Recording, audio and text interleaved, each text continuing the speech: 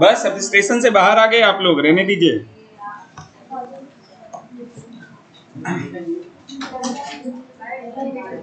State legislature means राज्य की विधायिका या विधानमंडल भी कहा जाता है।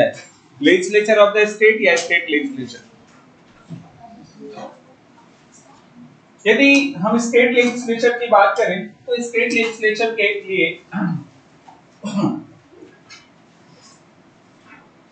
सबसे पहले थोड़ा सा बैकग्राउंड की बात करते हैं। हम लोगों ने डिस्कस किया था कि बाइकैमरलिज्म का कॉन्सेप्ट जो है, बाइकैमरलिज्म का यानी कि द्विसदनात्मक विधायिका का,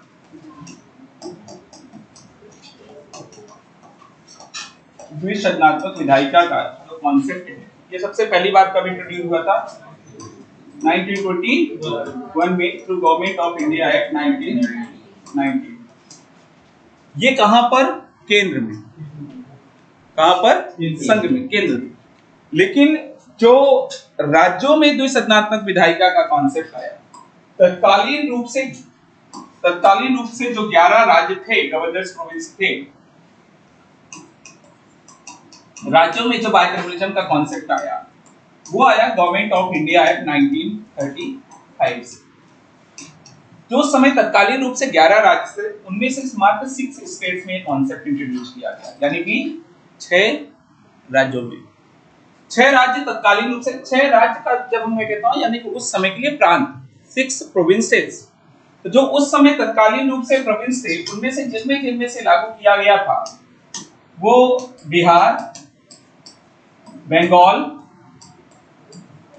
plus Bombay plus Madras plus Assam और यूनाइटेड प्रोविंस यानी कि संयुक्त प्रांत, यानी कि उत्तर प्रदेश। यहां से आपको एक उत्तर और मिल गया।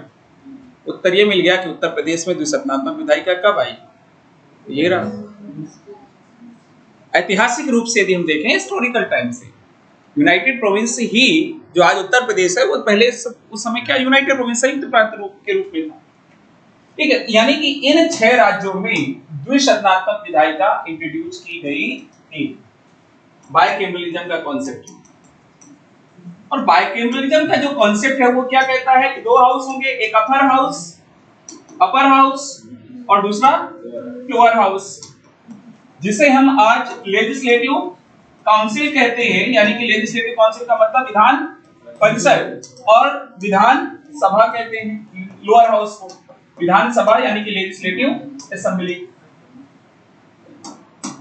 ये जो द्विसदनात्मक दो सदन, द्विसदनात्मक का मतलब दो सदन यानी कि कैमरलिज्म, यानी कि कितने? 2, बाइकैमरलिज्म। तो द्विसदनात्मक विधायिका का जो कॉन्सेप्ट राज्यों में इंट्रोड्यूस किया गया था, वो कब इंट्रोड्यूस किया गया था? थ्रू गवर्नमेंट ऑफ इंडिया 1935, तो कि 1937 से अप्लाई किया हुआ, क्योंकि लागू जो गवर्नमेंट ऑफ इंडिया लागू हुआ था 1937 को लागू हुआ था। तो 1937 में जो है यहाँ पर द्विसदनात्मक विधायिका का कॉन्सेप्ट इंट्रोड्यूस कर दिया गया। यानी कि यदि हम भारत में द्विसदनात्मक बाइकैमरलिज्म का कॉन्सेप्ट का ओरिजिनेशन की जेनेसिस की बात करें तो वो गवर्नमेंट ऑफ इंडिया 1919 से 1921 में ओरिजिनेट हुआ। लेकिन जो स्टेट्स में, प्रोविंसेस में जो इंपोर्ट किया गया था वो गवर्नमेंट ऑफ इंडिया 1935 से 1937 में इंट्रोड्यूस किया गया। अब सवाल, जब हमारे यहाँ पर जब हम स्वतंत्र हो रहे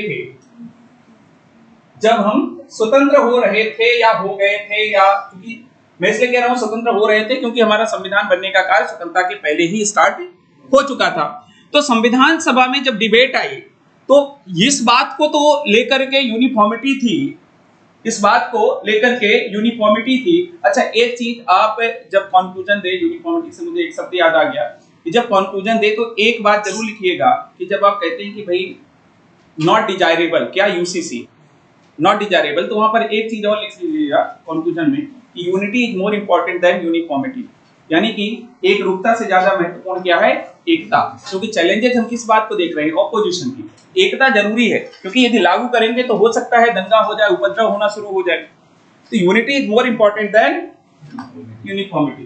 जो इन्होंने बात की नहीं कि देश छोड़ के जाने लग जाएंगे, तो देश नहीं छोड़ने देंगे, शादी तो यहीं कराएंगे, ठीक है। शादी के बाद भले चले जाएं, क्योंकि शादी के बाद चाहिए पैसा, और जब पैसा जब बीबी के डंडे पड़ेंगे तो वैसे ही भाग के जाएगा कहाँ, सऊदी अरेबिया, कि भैया वहां पैसा बहुत है। हालांकि वहां पर अच्छी बात है कि नहाना नहीं पड़ेगा, पानी ही नहीं।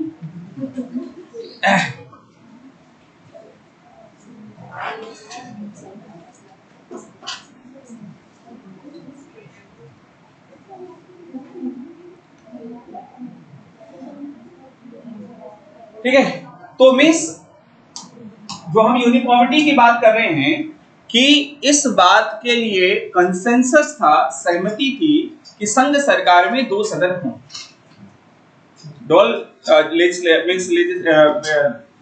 जो हाउसेस हैं, डॉल हाउसेस के लिए एक रूपता थी। लेकिन जब इस बात का डिस्कशन आया कि स्टेट्स में क्या किया जाए, क्योंकि जब संघ सरकार की बात आई तो ये कहा कि 2 सदन क्यों जरूरी है। 2 मॉडल हमारे सामने थे, एक मॉडल कहां पे, ब्रिटेन का, और एक मॉडल अमेरिका का। बाइकैमरलिज्म अमेरिका में भी है, बाइकैमरलिज्म ब्रिटेन में भी है, but the concept of bicameralism had not the same essence as in USA as well as in Britain। Same essence नहीं है, उनका मतलब अलग अलग है। क्योंकि जो ब्रिटेन में है वो हाउस ऑफ लॉर्ड्स है, वहां पर फेडरलिज्म नहीं है, संघवाद नहीं है। लेकिन अमेरिका में है, अमेरिका में किस चीज के लिए है, संघवाद के लिए, फेडरलिज्म के लिए सेकंड हाउस अपर हाउस है, जिसे हम सीनेट कहते हैं। तो ये कॉन्सेप्ट दोनों में अलग अलग था। तो जब हमारे लिए बात आई कि हम कौन सा कॉन्सेप्ट अडॉप्ट करें, तो बात ये आई कि हम बाइकैमरलिज्म तो रखें पर दोनों से अलग, और विशेषकर दोनों से अलग कैसे कह रहा हूं, कुछ हमने कॉन्सेप्ट बाइकैमरलिज्म का लिया कहां से, ब्रिटेन से, क्योंकि ऑलरेडी गवर्नमेंट ऑफ इंडिया 1919 में आ चुका था, तो ये तो ब्रिटेन से लिया हमने। लेकिन हमने उसमें भी अडॉप्ट किसका किया, अमेरिका का कॉन्सेप्ट, कि जो अपर हाउस होगा, राज्यसभा होगा, वो किसको रिप्रेजेंट करेगी, राज्यों को, स्टेट्स को, यानी कि स्टेट्स के इंटरेस्ट को प्रमोट करेगी। इसका मतलब यह है कि संघवाद को प्रमोट करेगी, संघवाद के सिद्धांत को प्रमोट करेगी। संघवाद के खिलाफ यदि कोई सिद्धांत होता है तो उसका विरोध करेगी राज्यसभा, इसलिए राज्यसभा को इनकॉर्पोरेट कर दिया गया। लेकिन हालांकि ज्यों का त्यों हमने अमेरिका का भी अडॉप्ट नहीं किया। अमेरिका में राज्यों को बराबर प्रतिनिधित्व है, हर राज्य से 2, और इसीलिए 50 राज्यों से वहां पर जो राज्य सीनेट की संख्या है वो कितनी है, 100। लेकिन हमारे यहां पर ऐसा नहीं है, हर राज्य की संख्या, सदस्यों की संख्या अलग अलग है। किसके अनुपात में, लगभग जनसंख्या के अनुपात में। तो इसका मतलब वो कॉन्सेप्ट हमने सेम का सेम अडॉप्ट नहीं किया।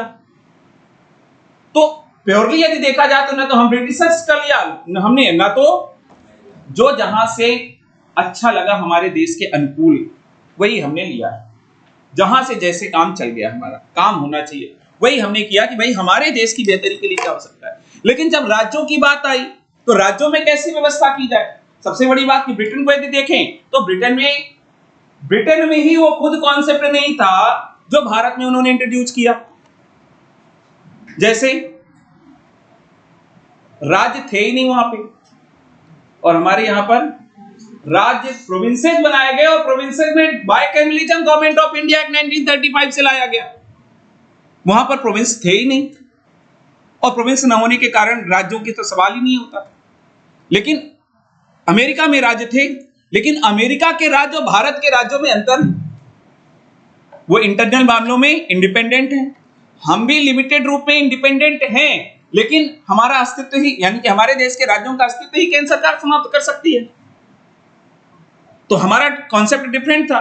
तो ये हुआ कि भाई राज्यसभा यानी कि दूसरा सदन, अपर हाउस केंद्र में, तो ठीक है राज्यों को रिप्रेजेंट करता है, लेकिन राज्य में जो विधायिका बनी उसमें दूसरे सदन का क्या औचित्य होगा, दूसरे सदन का तो कोई औचित्य नहीं हो सकता, क्योंकि यहां पर संघवाद का तो कोई कॉन्सेप्ट नहीं है राज्यों में। अब उत्तर प्रदेश किससे संघवाद करेगा, भाई केंद्र का तो ठीक है, वो केंद्र सरकार में है, लेकिन यहां पर उसके नीचे तो कोई ऐसी संस्था नहीं है, तो फिर कैसा सिद्धांत? तो अपर हाउस की आवश्यकता नहीं। लेकिन फिर यह देखा गया कि राज्यसभा की भूमिका फिर क्या है। तो राज्यसभा की भूमिका, तो एक भूमिका तो हमने महत्वपूर्ण, जिसके लिए, जिस मेन उद्देश्य के लिए राज्यसभा को क्रिएट किया गया वो तो हमने पढ़ लिया। लेकिन जो सेकेंडरी रोल है राज्यसभा का, वो सिर्फ इतना नहीं है कि मीन्स राज्यों का हित रखे, बल्कि राज्यसभा की भूमिका यह भी है कि भाई एक सदन से विधेयक यदि कोई जल्दबाजी में पारित हो गया, जल्दबाजी में, तो दूसरा सदन को उस पर विराम लगा सके, और कम से कम 6 महीने के लिए तो लगा सकता है ना। 6 महीने पेंडिंग रख सकता है कि नहीं रख सकता, ठीक है, अलग बात। लेकिन 6 महीने, इसका मतलब यह है कि no legislation can be pass in haste, जल्दबाजी में कोई विधान पारित नहीं हो सकता, क्योंकि 6 महीने तो रोका जा सकता है ना, और 6 महीने काफी है विचार करने के लिए। किसी भी विधान पर 6 महीने विचार करने के लिए बहुत आवश्यक है। तो राज्यसभा की भूमिका यह भी है कि जल्दबाजी में कोई यदि लोकसभा से निर्णय ले दिया जाता है तो जल्दबाजी में से पारित नहीं किया जा सकता, क्योंकि उसे गुजरना होगा कहां से? राज्यसभा से भी गुजरना होगा, पहली चीज। दूसरी चीज, ये सेकेंडरी की मैं बात कर रहा हूं रोल पे, सेकेंडरी रोल ये भी है।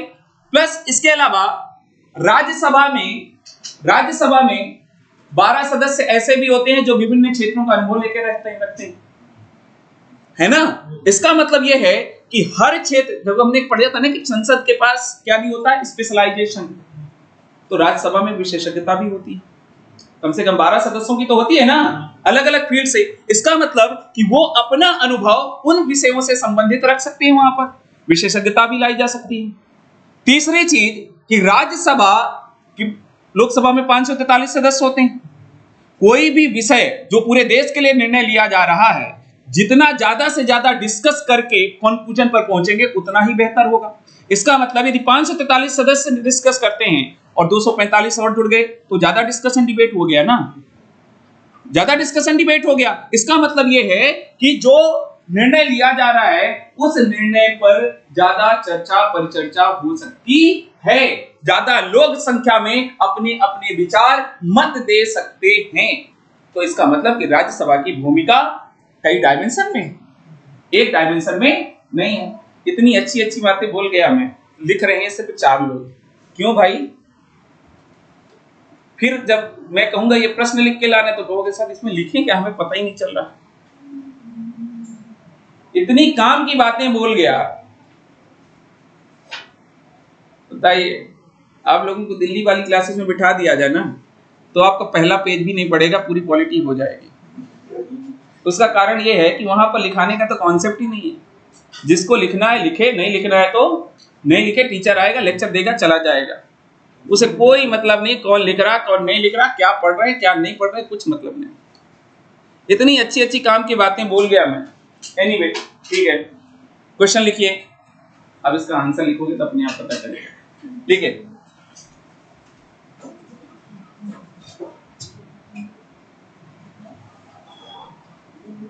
राज्यसभा, क्वेश्चन लिखिएगा, राज्यसभा एक बहुआयामी भूमिका वाला सदन है। राज्यसभा एक बहुआयामी भूमिका वाला सदन है। टिप्पणी कीजिए। राज्यसभा एक बहुआयामी भूमिका वाला सदन है, टिप्पणी कीजिए।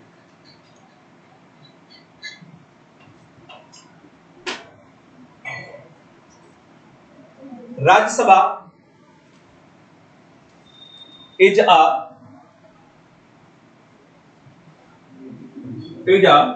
multi-functional multi-dimensional function लिखिएगा, multi-dimensional functional house, multi-dimensional functional house। Comment इसको लिख के लाइएगा 150 सबको। कमेंट वाला तो पढ़ भी चुके हैं ना हम कैसे लिखते हैं। हाँ, इसको लिख के लाइए। उत्तर मैंने अभी बताया है, उत्तर मैंने अभी जो ज्ञान दिया 5-10 मिनट वही उत्तर ही दिया था मैंने, ठीक है। इसके बाद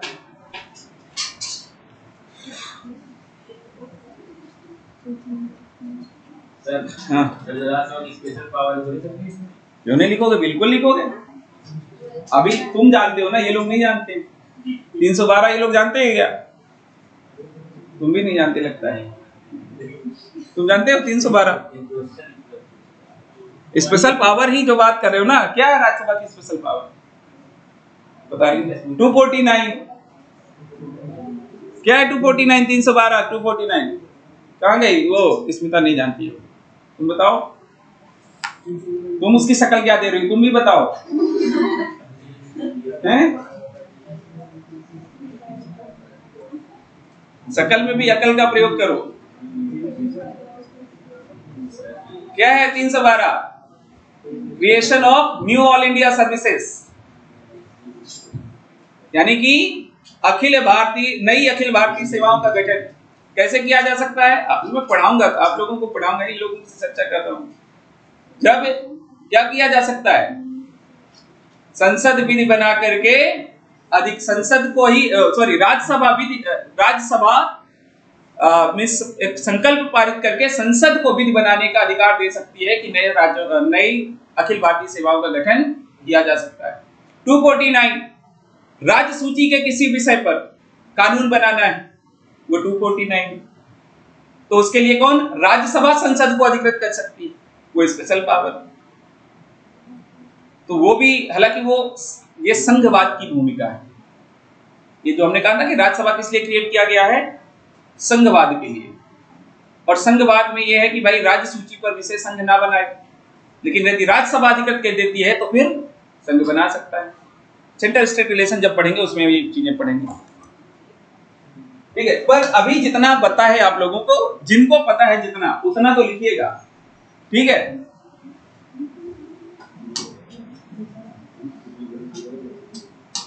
चलिए अब इसके बाद आते हैं कहां पर? हाँ, ये तो बैकग्राउंड में हमने चीजें डिस्कस की ना, ये तो पृष्ठभूमि में डिस्कस किया। मेन मुद्दा हमारा क्या है? राज्य की विधायिका। तो इस बात की क्लैरिटी थी, यूनिफॉर्मिटी थी कि संघ में 2 सदन होने चाहिए। इसमें तो कोई एक सेकंड थॉट नहीं था, यूनिफॉर्मिटी थी, सभी सदस्य इसके लिए सहमत थे। लेकिन जब राज्यों की बात आई कि राज्य के लिए क्या किया जाए, क्या एक सदन या दूसरा सदन, तो जब राज्यों पर संविधान सभा में डिस्कशन आया तो कुछ राज्यों ने, जो प्रोविंसेस थे, उन्होंने विरोध किया कि भैया हम एक ही सदन का खर्चा चला ले, इतना ही बहुत है, हमारे पास इतना पैसा नहीं है कि भैया हम दूसरे सदन का खर्चा निकाल सकें। In the sense we lack the resources, हमारे पास संसाधनों की कमी है। और पहली आवश्यकता यह है कि जो क्षेत्र की जनता है, जो प्रदेश की जनता है, जो राज्य की जनता है, उसकी मूलभूत आवश्यकताओं की पूर्ति कर सके। और दूसरे सदन की, चूंकि राज्य में संघवाद के लिए, फेडरल स्ट्रक्चर के लिए दूसरे सदन की इतनी आवश्यकता नहीं है, तो हमारे यहां पर प्रांतों के लिए दूसरे सदन को अनिवार्य ना बनाया जाए, यानी कि दूसरे सदन का क्रिएशन ना किया जाए। लेकिन कुछ राज्य या कुछ जो संविधानविद थे, जो संविधान में जो लोग थे, सदस्य थे, उन लोगों में से कुछ सदस्यों ने यह कहा कि भैया राज्यसभा की भूमिका सिर्फ इतनी मत समझिए कि राज्यसभा की भूमिका संघवाद के लिए, राज्यसभा की दोहरी भूमिकाएं भी हैं, सेकेंडरी रोल भी है राज्यसभा का। और सेकेंडरी रोल यदि है राज्यसभा का, यानी कि चर्चा पर चर्चा हो सकती है, विशेषज्ञता उसमें प्रदान किया जा सकता है, हेस्टी कोई लेजिस्लेशन जल्दबाजी में पारित होता है तो वो भी नहीं पारित होने पाएगा। तो इसलिए राज्यों में भी तो ये जरूरत है कि विधानसभा यदि जल्दबाजी में कोई विधेयक पारित करती है तो कम से कम दूसरा सदन तो हो। प्लस इसके अलावा एक सदन यदि कोई निर्णय लेती है तो उस पर ज्यादा चर्चा हो सके, दूसरा सदन भी होना चाहिए। तो इसका मतलब कि राज्यों में भी दूसरे सदन की आवश्यकता है। हाँ, मूलभूत आवश्यकता नहीं, मूलभूत का मतलब प्राइमरी नेसेसिटी नहीं है कि राज्यसभा यानी कि दूसरा सदन भी होना चाहिए। और एक और चीज, राज्यसभा में आप देखिए तो सदस्य कितनी मिनिमम उम्र कितनी होती है? 35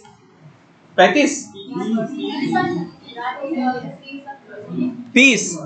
और लोकसभा के सदस्यों की 25। इसका मतलब कि राज्यसभा एक और भूमिका में होता, बड़े भाई की, छोटे भाई को सही रास्ता दिखाना।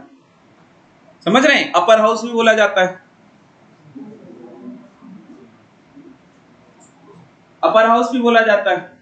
एक सांभवी चौधरी हैं, जानते हैं ना, सुना है? क्या सुनते हो, जानते हो? एक इकरा चौधरी हैं, इकरा चौधरी को जानते हो? उत्तर प्रदेश की 80 लोकसभा सीट में से एक लोकसभा सीट कैराना लोकसभा सीट, वहां से भी चुन करके आई। मुश्किल से 26-27 साल की लड़की है, मुश्किल से 26-27। संभवी चौधरी वो भी 26 की है। सारे सदस्यों ने जब शपथ लेने गए तो अपने साथ एक कागज लेके गए, और संभवी चौधरी बिना कागज के गए और शपथ उन्होंने पूरी पढ़ ली। इसका मतलब उनको याद, यंग जनरेशन रट के गई हो, क्या लेके जाना ये कागज, रटी रटाई बहस तो शपथ ले ली। अब यहाँ पर समझिएगा इस चीज को कि मतलब 25, 26, 27, 28 साल के लड़के लड़कियां और जा रहे हैं सदन में, लेकिन राज्यसभा में ऐसा कोई नहीं हो सकता। वो आम आदमी पार्टी का एक सांसद राघव चड्ढा जब गया तो उसने उप सभापति से रिक्वेस्ट की कि साहब मैं यंगेस्ट मेंबर ऑफ पार्लियामेंट हूँ आपके सदन में, इसलिए मुझे कमजोर ना कहा जाए, मुझे भी बराबर का मौका दिया जाए। वो भी 35 साल का था, तो मिस यंगेस्ट में भी अब राहुल गांधी भी यंग है, 55-56 साल के, उनसे बड़ा यंग कौन हो सकता है?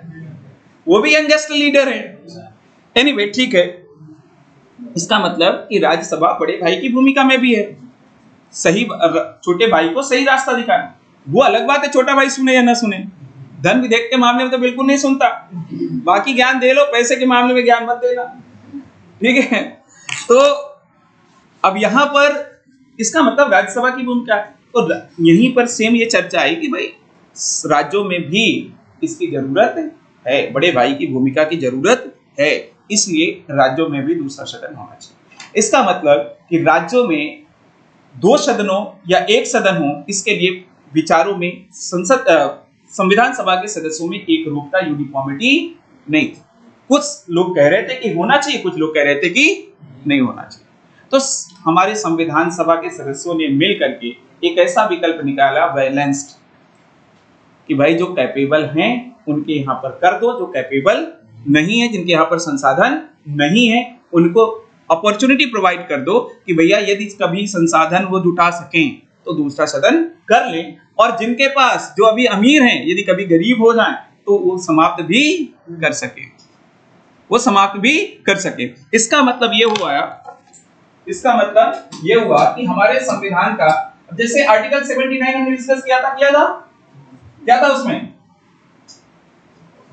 बताओ? 79 कौन? हाँ ठीक है, हालांकि शब्द गलत बोला, ठीक है।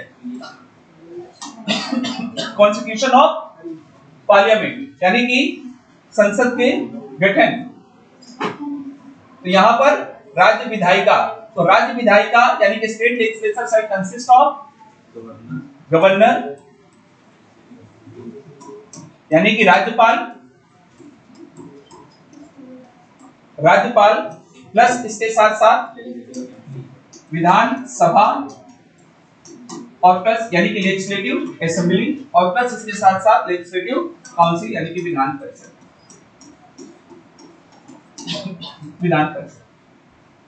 Legislative council. लेकिन यहां पर आपको ध्यान में ये समझना है कि उन राज्यों में, जिन राज्यों में विधान परिषद है, उन राज्यों में ये तीनों ही आवश्यक है, और जिन राज्यों में विधान परिषद नहीं है वहां पर सिर्फ विधानसभा और राज्यपाल। तो यहां पर जिन राज्यों में सिर्फ विधान सभा है, उन राज्यों की जो विधायिका है उसको क्या कहा जाता है? एक सदनात्मक विधायिका। एक सदनात्मक विधायिका यानी कि यूनिकैमरल, एक सदनात्मक विधायिका, एक सदनात्मक विधायिका। और वर्तमान में यदि देखा जाए तो वर्तमान में हमारे यहाँ पर कितने ऐसे राज्य हैं? 22। लेकिन जिन राज्यों में विधान परिषद है वहां पर विधान परिषद भी इसका अंग होगा, और इसका मतलब उन राज्यों की विधायिका को क्या बोला जाएगा? बाइकैमरल लेजिस्लेशन यानी कि द्विसदनात्मक विधायिका, द्विसदनात्मक विधायिका। और वर्तमान में हमारे यहाँ पर कितनी ऐसे राज्य हैं? 6 राज्य ऐसे हैं जिसमें आपका एक उत्तर प्रदेश भी है, जिसमें आपका एक बिहार भी है, जिसमें आपका महाराष्ट्र भी है, जिसमें आपका कर्नाटक भी है, जिसमें आपका आंध्र प्रदेश भी है, जिसमें आपका तेलंगाना भी है। इन 6 राज्यों की विधायिकाएं क्या हैं? द्विसदनात्मक विधायिका, बाइकैमरल लेजिस्लेचर, यानी कि वहां पर अपर हाउस भी है। ये क्या है? विधान परिषद अपर हाउस है ना, विधान परिषद अपर हाउस,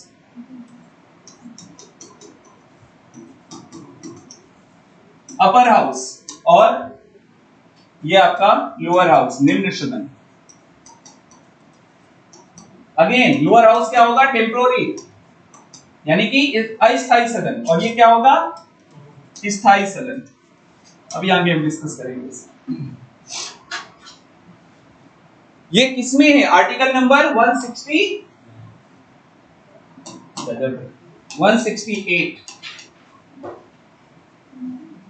राज्य की विधायिका कहां से शुरू होती है?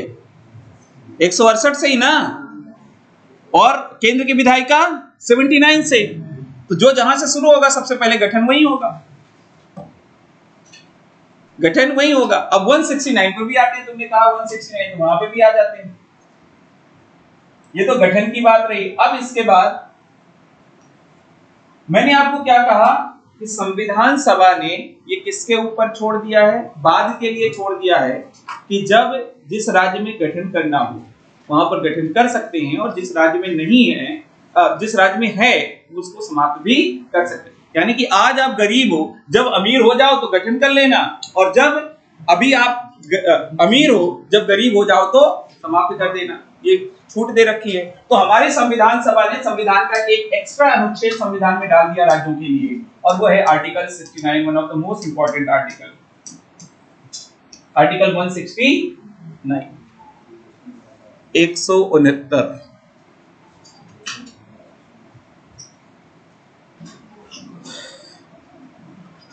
समय कितना जल्दी बढ़ जाता है, कोई मशीन नहीं है घड़ी इसको रोको।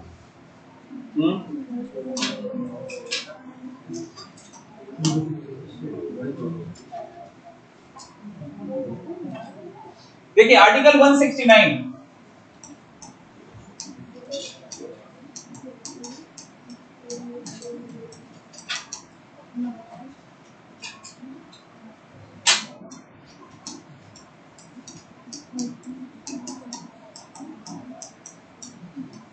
विधान परिषद का सृजन एवं उत्साधन।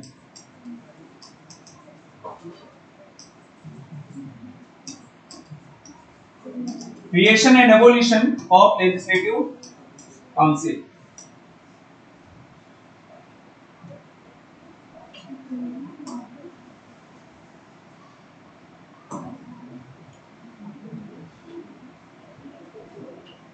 जिस राज्य में विधान परिषद नहीं है वहां पर विधान परिषद को सृजित करना, और जिन राज्यों में विधान परिषद है उस राज्य की विधान परिषद को उत्सादित यानी कि समाप्त करना। इसकी प्रक्रिया कहां पर दी गई है? आर्टिकल 169 में, कि कैसे जहां पर नहीं है वहां पर क्रिएट किया जा सके, और जहां पर है वहां उसकी एबोलिश की जा सके। उसकी प्रोसीजर कहां पर दी गई है? आर्टिकल 169। अब प्रोसीजर क्या है? प्रोसीजर ध्यान से समझना है। प्रोसीजर की जो शुरुआत होगी वो शुरुआत कहां से होगी? लेजिस्लेटिव असेंबली से। जिस राज्य की बात हो रही है वहां की लेजिस्लेटिव असेंबली से। जैसे उत्तर प्रदेश में है, यहां की यदि विधान परिषद को समाप्त करना है तो आप प्रक्रिया समझ लीजिए, और जहां पर नहीं है, मान लीजिए उत्तराखंड को शुरू करना है तो प्रक्रिया क्या होगी?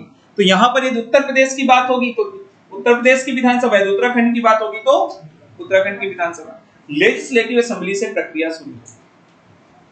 अब ये प्रक्रिया, मैं क्या कह रहा हूं कि जो राज्य गरीब है वो अमीर बनना चाहता हो, या जो राज्य अमीर है वो गरीब बनना चाहता हो, ऐसा संविधान में नहीं लिखा, लेकिन मतलब तो यही हो ना कि संसाधन है और संसाधन नहीं है। जैसे उत्तर प्रदेश कहे कि भैया अब हमारे पास संसाधन नहीं है तो जबरदस्ती का वेतन एमएलसी को देना पड़ता है इतने सदस्यों का, हम नहीं देने वाले इनको। बंद बंद करो तो बंद कैसे करेंगे? ऐसे।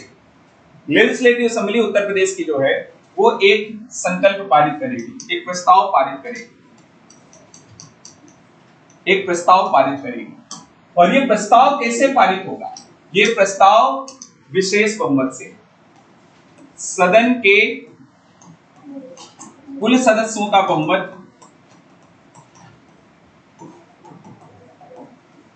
बहुमत प्लस उपस्थित एवं मत देने वाले सदस्यों का कम से कम 2/3 मत। उपस्थित एवं मत देने वाले सदस्यों का 2/3 बहुमत मीन्स मेजॉरिटी ऑफ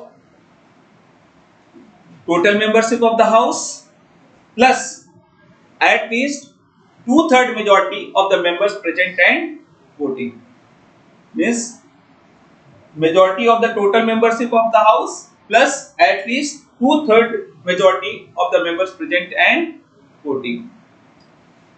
इस बहुमत से यदि कोई प्रस्ताव पारित कर देती है, यदि विधानसभा ऐसा कर देती है तो ये कहां पर जाएगा? पार्लियामेंट के पास। ये कहां पर जाएगा? पार्लियामेंट के पास। अब पार्लियामेंट के पास जाएगा तो पार्लियामेंट के पास दो विकल्प हैं। पार्लियामेंट के पास दो विकल्प हैं, या तो स्वीकार करेंगे तो आगे बढ़ेंगे, और या तो अस्वीकार करेंगे। अस्वीकार करेंगे तो प्रक्रिया यहीं पर समाप्त। इसका मतलब ये है कि जो विधानसभा प्रस्ताव पारित करती है वो संसद के द्वारा स्वीकार करना बाध्यकारी नहीं, संसद के द्वारा बाध्यकारी नहीं। लेकिन यदि आगे बढ़ा तो अब ये आएगा कहां पर? लोकसभा और राज्यसभा में।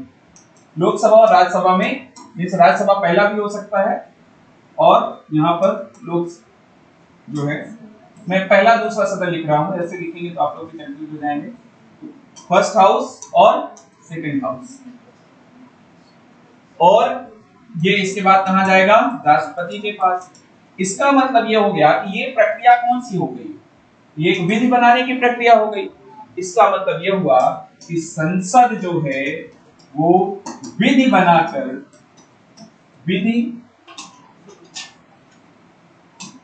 बनाकर पार्लियामेंट में by law can create legislative assembly where it does not exist और abolish where it is existing.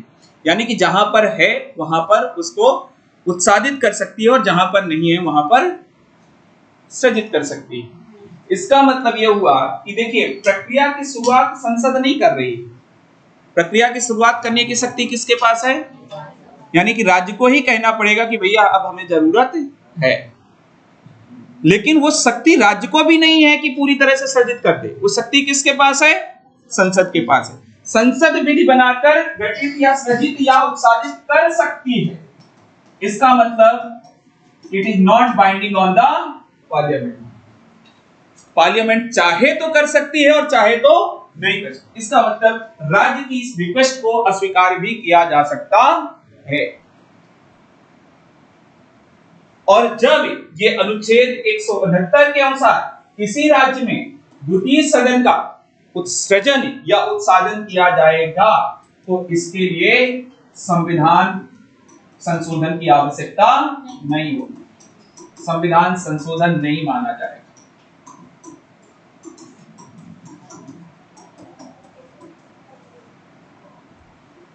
It will not be considered as the constitutional amendment, or it will not be considered as amendment to the constitution.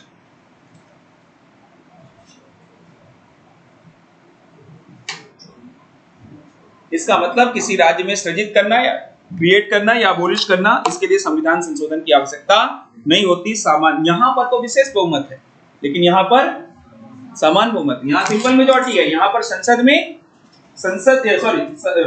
State legislative assembly में special majority है, और यहाँ पर simple majority है, क्योंकि हम सिर्फ ये कह रहे हैं संसद विधि बनाकर कर सकती है।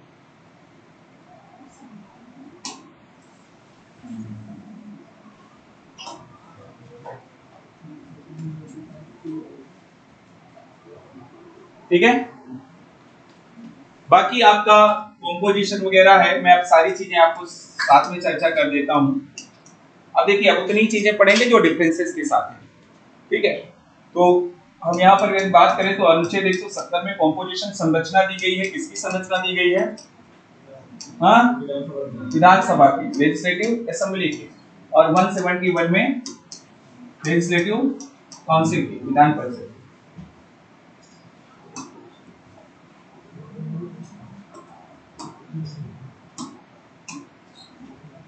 यदि हम लेजिस्लेटिव असेंबली की बात करें तो लेजिस्लेटिव असेंबली में सबसे पहले स्ट्रेंथ की बात आती है, स्ट्रेंथ की बात आती है, यानी कि सदस्यों की संख्या। तो यदि सदस्यों की संख्या की बात करें तो किसी भी राज्य की लेजिस्लेटिव असेंबली में, किसी भी राज्य की लेजिस्लेटिव असेंबली में जो सदस्यों की न्यूनतम संख्या हो सकती है वो कितनी हो सकती है? 60। कितनी हो सकती है? 60।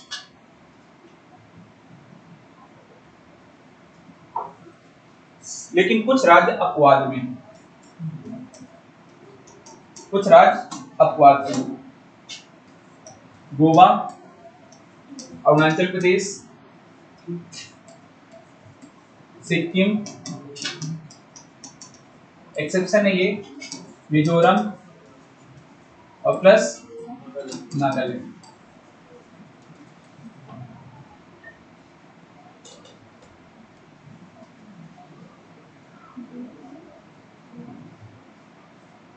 ये इनके लिए अपवाद, जैसे सिक्किम की 32 ही है।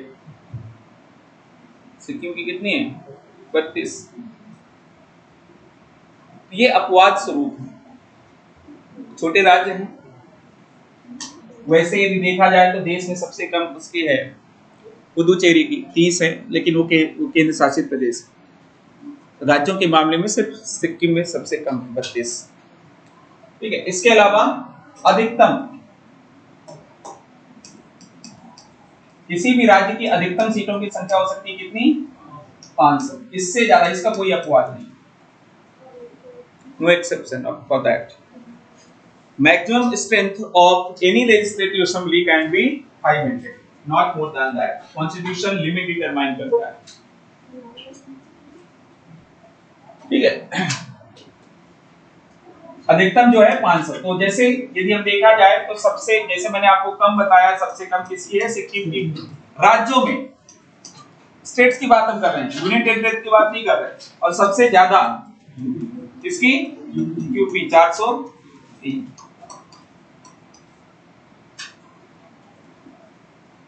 अधिकतम 500 हो सकती है। अब रही बात लेजिस्लेटिव काउंसिल की, लेजिस्लेटिव काउंसिल जो न्यूनतम हो सकती है वो कितनी? 40। जो अधिकतम मैक्सिमम हो सकती है वो 1/3 into strength of legislative assembly.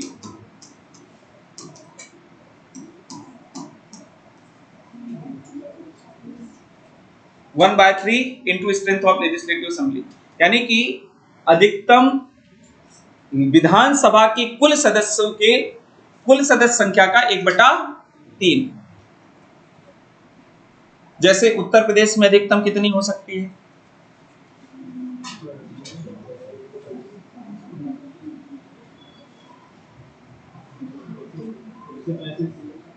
130 means 403 का 1/3 कर लीजिए, वही होगा।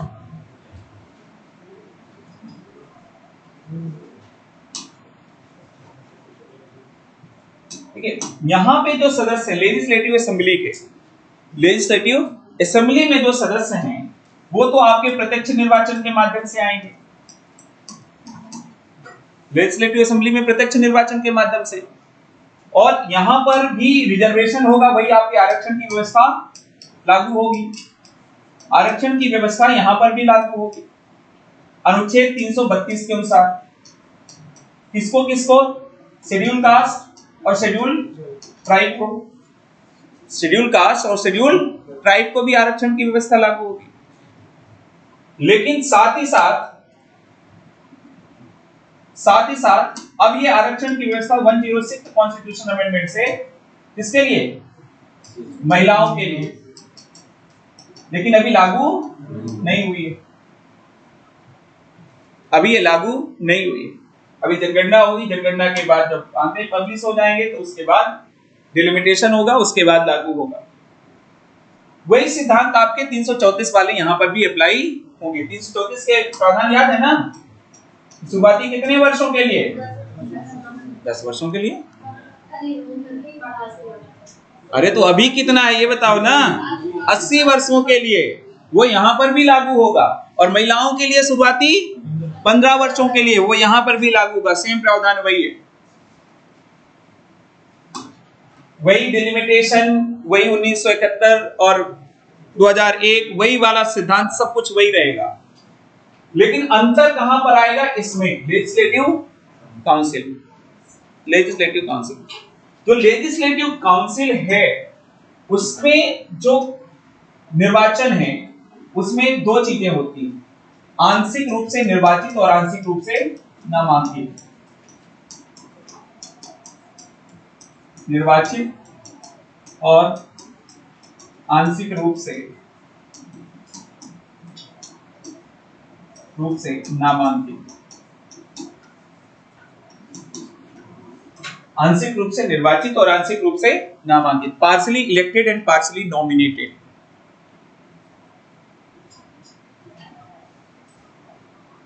विधानसभा के सदस्यों को क्या बोला जाता है?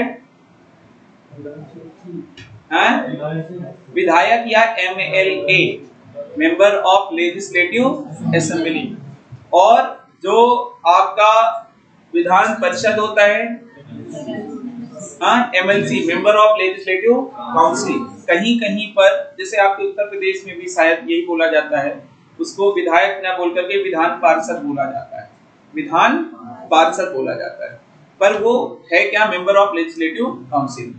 और इनके पास भी वही चीज आपकी यहाँ पर भी लागू होगी। विधानसभा के सदस्यों के न्यूनतम आयु कितनी? 25 वर्ष। वही सेम प्रावधान जो लोकसभा के लिए है। और विधान परिषद के सदस्यों की न्यूनतम आयु 30 वर्ष। वही चीज आपको लागू होगा। योग्यता क्या होगी? एक तो न्यूनतम आयु वाला, और दूसरा भारत का नागरिक होना चाहिए, तीसरा आपका कहीं ना कहीं निर्वाचन क्षेत्र में नामावली में नाम होना चाहिए। वही चीज आपकी यहाँ पर भी लागू होगी, सारी A to Z। वही जो हम लोगों ने पढ़ा था किसके बारे में? योग्यता और अयोग्यता से संबंधित प्रावधान पढ़ा था ना, योग्यता और अयोग्यता, इवन एंटी डिफेक्शन लॉ भी पढ़ा था। वही चीज यहाँ पर भी लागू होगी। वही लोकसभा के अध्यक्ष जैसा यहाँ पर भी विधानसभा का अध्यक्ष उपाध्यक्ष होगा। अभी सभापति के बारे में थोड़ा सा मैं डिस्कस कर रहा हूँ। वही लगभग सारी चीजें आपको वही मिलने वाली हैं। अंतर कहां पर आएगा वो चीज हम डिस्कस कर लेते हैं। और इनको भी जैसे हमने पढ़ा था कि संसदीय विशेषाधिकार होते हैं, इनके पास भी संसदीय विशेषाधिकार होते हैं। वही MLA जब हमने डिस्कस किया था ना कि व्यक्तिगत और सामूहिक, वो इनको भी मिले होते हैं सारे अधिकार। वैसे ही इसके अलावा आपका अब यहां पर मैंने लिखा partially elected and partly nominated, elected and nominated, यानी कि मनोनीत, निर्वाचित और मनोनीत या नामांकित। तो निर्वाचित में जो सदस्य होते हैं वो पहला 1/3,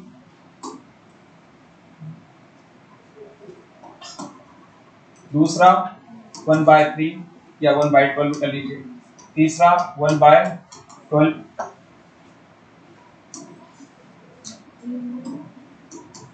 और चौथा 1/3। और यहां पर 1/6, सॉरी, चारों को जोड़िए,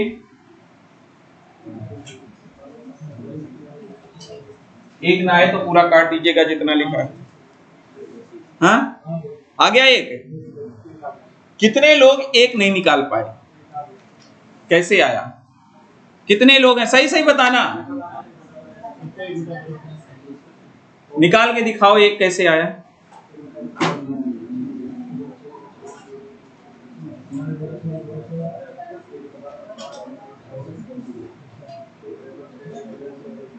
पी अपॉन क्यू जोड़ना तो आता है ना, किसका किसका एक नहीं आया। पॉलिटी में भी मैथमेटिक्स पढ़ रहे हो यार तुम लोग, हैं?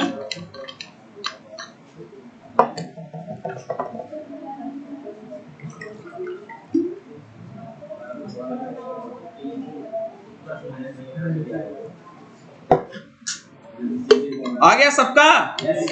पक्का? चलो ठीक है, जिसका भी नहीं भी आया हो तो घर में निकाल लेना। एक आ गया, इसका मतलब ये है कि यदि किसी भी राज्य की विधान परिषद की संख्या, हम 133 नहीं लेते, नहीं तो आपको फिर दशमलव में कैलकुलेट करना पड़ेगा, इसलिए मैं ऐसा एग्जांपल लेता हूं जिसको आप नॉर्मली डिवाइड कर सको। जैसे आप किसी विधान परिषद की संख्या मान लीजिए कितने हैं, 90, 300 किसकी हो सकती है बताओ? 500 अधिकतम विधानसभा की है, तो 1/3 करो 500 का। कैसे संभव है? ये तो संभव नहीं है ना कॉन्स्टिट्यूशन के according. 1/3 of the maximum strength of the legislative assembly, और मैक्सिमम स्ट्रेंथ 500। यदि किसी राज्य की होगी भी, वैसे तो यूपी की 403 सबसे ज्यादा है, पर यदि कभी 500 हो भी गई तो अधिकतम कितनी हो सकती है? 100 भाई 160 के आसपास, इससे ज्यादा तो 300 तो पॉसिबल ही नहीं है। 120 ले लीजिए, ठीक है?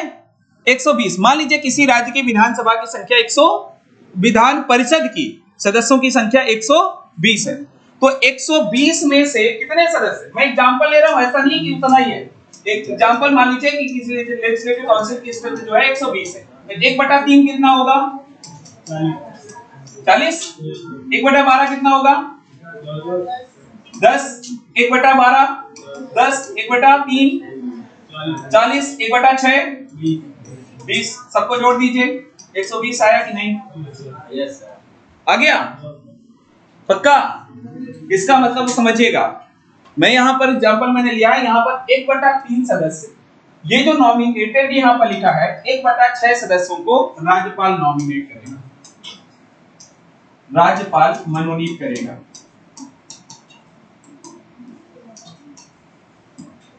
गवर्नर शैल नॉमिनेट कितने सदस्यों को? 1/6। जितनी भी स्ट्रेंथ जिस विधान परिषद की होगी उसके 1/6 सदस्यों को नामांकित करेगा राज्यपाल। यदि 120 है, 90 है, तो 1/6 कितना होगा? 15 सदस्यों को नॉमिनेट करेगा। 120 है तो 20 सदस्यों को नॉमिनेट करेगा। ठीक है, अब नॉमिनेट किसको करेगा? प्रैक्टिकल एक्सपीरियंस रखने वाले व्यक्तियों को। राज्यसभा में डिस्कस किया था ना हमने, कौन कौन से क्षेत्रों से संबंधित सदस्यों को नामांकित कर सकता है? कला, art, literature, science, social science. एक यहां पर एक्स्ट्रा है, वो है कोऑपरेटिव्स, यानी कि सहकारिता, कोऑपरेटिव्स, जो राज्यसभा में नहीं था। राज्यसभा में कोऑपरेटिव का नहीं था, ये एक्स्ट्रा है यहां पर। बाकी आपके वही है। इन क्षेत्रों में विशेष अनुभव रखने वाले, प्रैक्टिकल एक्सपीरियंस रखने वाले व्यक्तियों को नामांकित किया जा सकता है। The governor can nominate the person who have the practical experience in the following fields: art, literature, social science, science and cooperatives.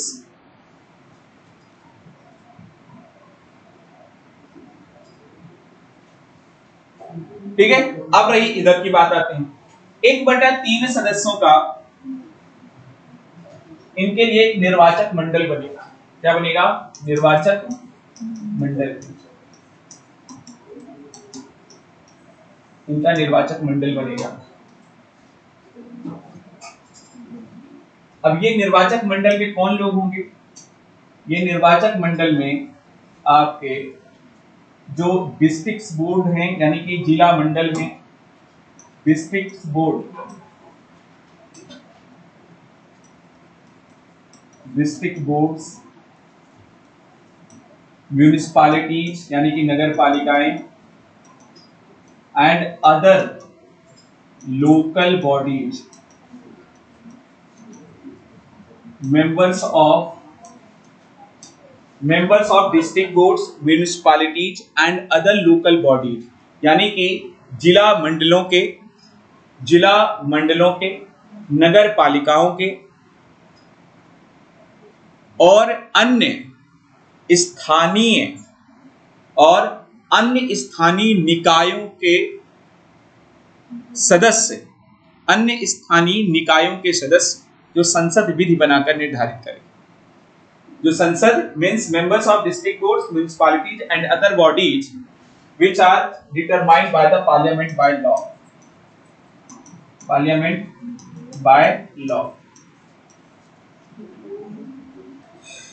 यदि कोई डिस्ट्रिक्ट बोर्ड है तो, नहीं है तो म्युनिसिपैलिटीज तो लगभग हर जगह हैं। प्लस इसके अलावा स्थानीय निकाय का मतलब जैसे आप पंचायत भी ले सकते हैं। इनके सदस्य जो हैं वो 1/3 सदस्यों को निर्वाचित कर सकते हैं। पर वो कौन कौन से निकाय होंगे, कौन कौन से स्थानीय निकाय होंगे, कौन कौन सी म्युनिसिपैलिटीज होगी, ये कौन डिटरमाइन करेगा? संसद विधि बनाकर।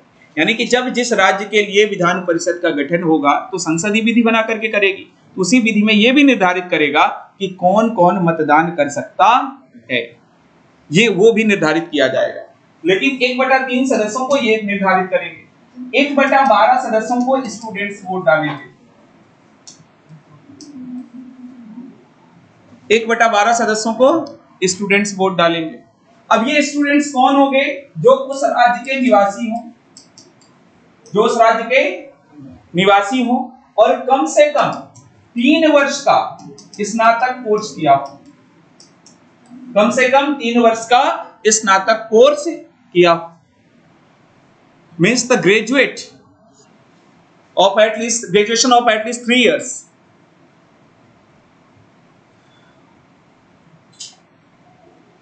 अब इसमें भी वो स्नातक कौन कौन होंगे, ये कौन निर्धारित करेगा? पार्लियामेंट में बाय लॉ। और जब स्टूडेंट हो गए तो टीचर भी हो जाएंगे,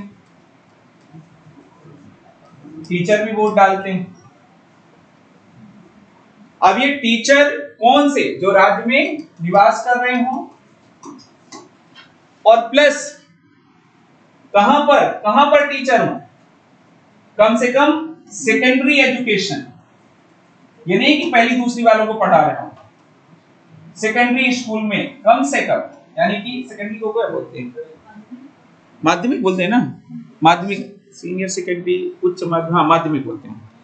माध्यमिक विद्यालय में कम से कम कहां पे? ये संसद विधि बनाकर निर्धारित करेगी।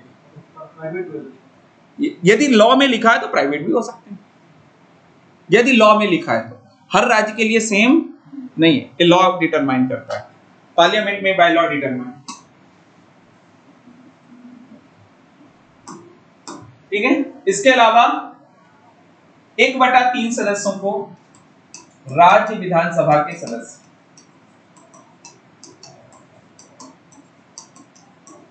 राज्य विधानसभा के सदस्य,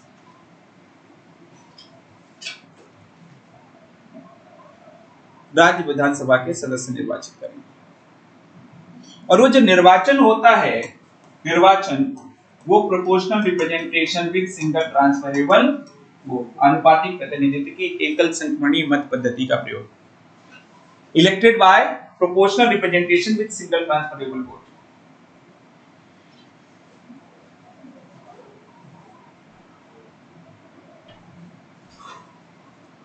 लेकिन ध्यान रखना है, राज्य विधानसभा के सदस्य खुद को नहीं निर्वाचित कर सकते कि खुद के लिए वोट डालें। खुद कैंडिडेट हैं, और यदि हैं तो फिर अपने आप में वो तो पहले ही रिजाइन उन्हें स्वाभाविक रूप से करना पड़ेगा, क्योंकि खुद अब जो अपने में से ना हो, सीधे सीधे संविधान में लिखा हुआ है नॉट एमंग देमसेल्व्स। तो इसका मतलब क्या है कि उन्हें तो बाहर करना होगा, स्वाभाविक सी बात है।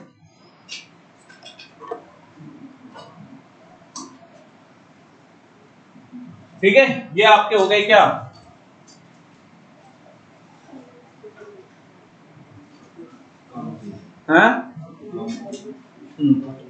लेजिस्लेटिव काउंसिल के सदस्य कैसे निर्वाचित होते हैं? Means partially elected, partially nominated हो गए। जैसे संविधान सभा में सदस्य थे हमारे, कुछ निर्वाचित और कुछ गैर निर्वाचित थे, वैसे ही यहां पर भी हो गए। इसके अलावा थोड़ा सा यहां पर भी डिस्कस कर लेते हैं इनके पदाधिकारी। किसके पदाधिकारी? राज्य विधायिका के पदाधिकारी, यानी कि officers of the state legislature, officers of state legislature.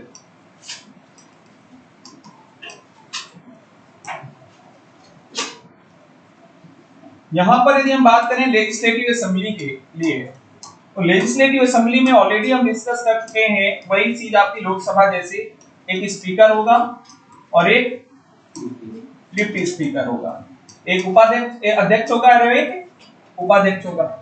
अध्यक्ष और उपाध्यक्ष कैसे बनते हैं? जैसे लोकसभा में बनते हैं वैसे ही यहाँ पे भी, कि मींस अपने में से ही किसी एक को अध्यक्ष और किसी एक को उपाध्यक्ष निर्वाचित कर लेंगे। इसका मतलब कि विधानसभा का अध्यक्ष या उपाध्यक्ष बनना है तो विधानसभा का सदस्य होना जरूरी है। और प्लस वही चीज यहां पर भी लागू होगी कि एक दूसरे को त्याग पत्र दे सकते हैं। हटाया, इनकी शपथ नहीं होती है। शपथ कल देखा आपने, ओम बिरला ने शपथ ली है क्या? ओम बिरला ने तो नहीं ली ना, इवन प्रोटेम स्पीकर ने भी नहीं ली, उसने सदस्य के रूप में लिया। सदस्य के रूप में ओम बिरला भी लिया, as a member of parliament but not as a speaker of house, क्योंकि स्पीकर डिप्टी स्पीकर की कोई शपथ नहीं होती, पहली चीज। दूसरी चीज कि यहां पर इनको हटाया कैसे जाएगा? प्रभावी बहुमत के माध्यम से। हमने उसमें भी डिस्कस किया था ना, इनको भी इफेक्टिव वही सेम चीज लागू होगी। अंतर यहां पर आने वाला है लेजिस्लेटिव काउंसिल, क्योंकि विधान राज्यसभा के लिए हमने पढ़ा था कि जो वाइस प्रेसिडेंट होता है वही एक्स ऑफिसो चेयरमैन होता है, लेकिन यहां पर तो एक्स ऑफिसो चेयरमैन की संभावना ही नहीं है, क्योंकि उपराज्यपाल होता ही नहीं, उपराज्यपाल नहीं होता है। तो यहां पर जैसे विधानसभा में होता है वैसे ही यहां पर भी होगा, सभापति और उपसभापति, यानी कि विधान परिषद के सदस्य अपने में से ही एक को सभापति और एक को उपसभापति के रूप में निर्वाचित करेंगे। चेयरमैन एंड डिप्टी चेयरमैन अपने में से ही किसी एक को सभापति और उपसभापति को निर्वाचित करेंगे। और सभापति त्याग पत्र किसको देगा? उपसभापति को, और उपसभापति किसको त्याग पत्र देगा? सभापति को। हटाया कैसे जाएगा? प्रभावी बहुमत के माध्यम से। सेम वही चीज जैसे यहां पर होता है वैसे ही आपका यहां पर भी होता है।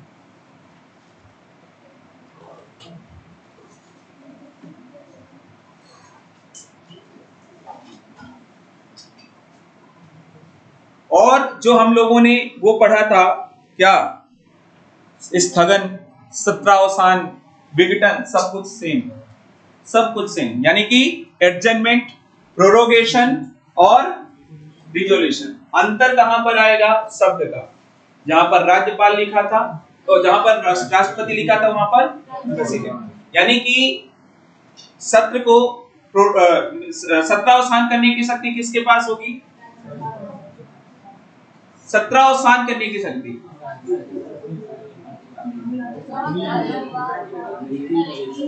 Prorogation, the power of prorogation, राज्यपाल। बिल्कुल सही है। कंफ्यूज क्यों हो रहे हैं? मैंने कंफ्यूज कर दिया तो आपको प्रबल होना चाहिए ना, इंटरव्यू में ऐसे ही करते हैं। जवान लड़खड़ाई, समझ जाता है बस लड़का रट के आया,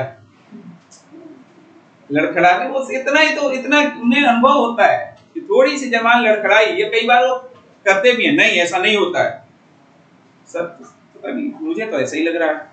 अब मतलब वो कह रहे हैं कि आप अपने विचारों पर स्पष्ट नहीं, वो कहते हैं फिर इंटरव्यू वाले कि आप अपने विचारों पर स्पष्ट नहीं है। हाँ, लेकिन उनकी बात को काट भी नहीं सकते। यदि वो कहें कि नहीं ऐसा नहीं होता है तो ये भी नहीं कि नहीं ऐसा ही होता है, ऐसे कैसे नहीं होता है। उसमें पूरी विद ड्यू रिस्पेक्ट सर आपकी बात का मैं सम्मान करता हूँ, लेकिन जहां तक मुझे अपना अनुभव है उसके लिए मैं अपनी बात में मीन्स जो बात कह रहा हूँ वो बिल्कुल सही कह रहा हूँ, तथ्यों के आधार पर कह रहा हूँ। ये नहीं कि उनकी बात को नहीं ऐसा नहीं, उनके पास बहुत पावर होता है, ठीक है। यहां पर भी वही आपका होगा, दोनों सदनों की संयुक्त बैठक वाला। संयुक्त बैठक कौन सी संयुक्त बैठक? अभी मैं वैसे बताऊंगा किसके लिए, जब राज्यपाल को संबोधित करना हो, एड्रेस करना हो। 87 88 पढ़ा था ना हमने, सॉरी 86 और 87।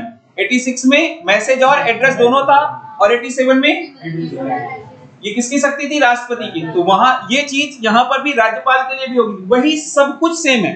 अंतर सिर्फ मैं आपको बताता हूं, विधायी प्रक्रिया में अंतर आएगा। लेजिस्लेटिव प्रोसीजर, लेजिस्लेटिव प्रोसीजर में अंतर आने वाला है, यानी कि विधायी प्रक्रिया में।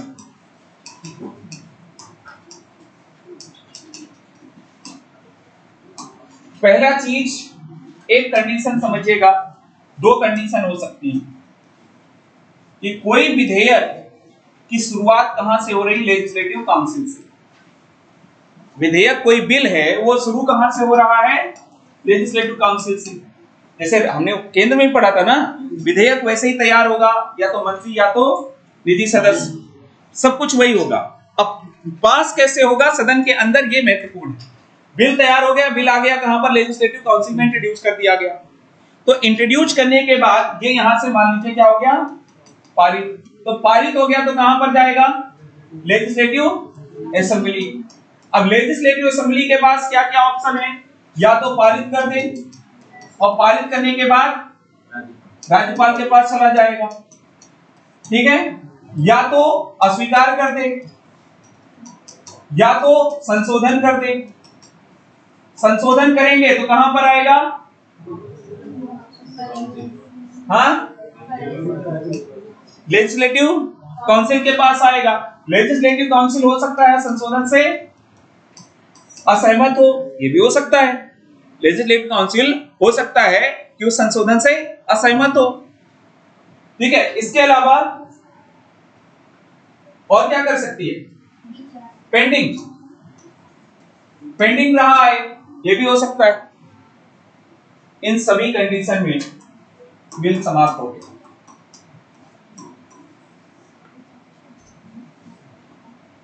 हाँ, लेकिन यहां पर एक कंडीशन थोड़ा सा ये हो सकता है, ये वाली कौन सी? संशोधन के साथ जो विधानसभा पारित करे, जो संशोधन के साथ पारित करे तो हो सकता है, जैसे यहां पर लेजिस्लेटिव काउंसिल असहमत है, तब भी एक विधेयक क्या होगा? ये हो सकता है कि विधानसभा उसको जो है कहां पर भेज दे, क्योंकि विधानसभा से पारित हो गया है। अभी मैं वो कंडीशन बताऊंगा कि इस कंडीशन में वो कहां तक जा सकता है? राज्यपाल के पास जा सकता है, क्योंकि विधानसभा ने पारित किया। लेकिन उसमें भी कंडीशन है। कंडीशन क्या है, थोड़ा सा मैं भी अभी इसको आपको डिस्कस कर रहा हूं। वो जब लेजिस्लेटिव असेंबली वाली कंडीशन पढ़ेंगे तब आपको पता चलेगा। देखिए, यहां पर तो हमने क्या लिया? लेजिस्लेटिव काउंसिल वाली कंडीशन। मान लीजिए लेजिस्लेटिव असेंबली से बिल स्टार्ट होता है, लेजिस्लेटिव असेंबली से बिल स्टार्ट होता है। तो जब लेजिस्लेटिव असेंबली से बिल स्टार्ट होगा तो ये कहां पर जाएगा? ये मान लीजिए यहां से पारित हो गया, पास हो गया, तो पारित होने के बाद कहां पर जाएगा? लेजिस्लेटिव काउंसिल के पास। अब लेजिस्लेटिव काउंसिल के पास क्या ऑप्शन है? या तो एक्सेप्ट कर ले, एक्सेप्ट कर लेगा तो कहां पर जाएगा? गवर्नर के पास, या रिजेक्ट कर दे, या रिजेक्ट कर दे, और या हाँ, या अमेंड कर दे, और या तो कोई विचार ना करे, कोई विचार ना करे। तो ये जब रिजेक्ट कर देंगे, ये रिजेक्ट कर, ये अमेंड कर देंगे, तो अमेंड कर देंगे तो कहां पर आएगा? लेजिस्लेटिव असेंबली के पास। रिजेक्ट कर देंगे तो भी यहां पर आएगा, विचार ना करें तो भी यहां पर आएगा। आने के बाद ये दोबारा पारित करेंगे, पास करेंगे, ये दोबारा पास करेंगे। और यदि ये दोबारा पास कर देते हैं तो उस कंडीशन में, अच्छा, विचार कितने दिनों तक ना करें? 3 महीने, 3 माह तक विचार ना करें। ये यहां पर दोबारा पास हो गया, और पास होकर के फिर कहां जाएगा? लेजिस्लेटिव काउंसिल के पास, दोबारा लेजिस्लेटिव काउंसिल के पास जाएगा। अब लेजिस्लेटिव काउंसिल के पास विकल्प ये है, या तो एक्सेप्ट करें, या तो रिजेक्ट करें, या तो संशोधन करें या तो संशोधन करके विचार ना करें, लेकिन विचार कितने महीने तक, 1 माह तक, 1 माह तक विचार न करें, इन सब में विधेयक पारित माना जाएगा। सब सारी कंडीशन में विधेयक पारित माना जाएगा।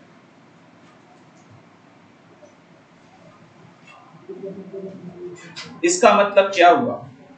The Legislative Council do not have the power to reject any bill passed by the Legislative Assembly.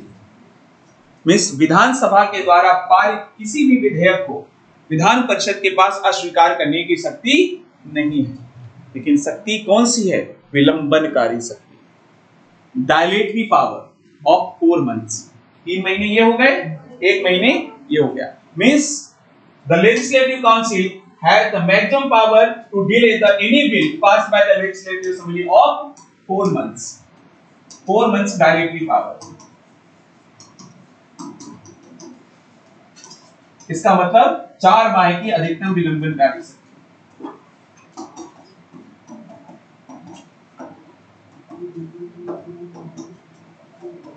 किसी भी विधेयक पर पूर्ण विराम विधान परिषद नहीं लगा सकती। फुल स्टॉप का प्रोविजन नहीं है। अच्छा, यहां पर हमने ये देखा था, कहां पर? संसद में।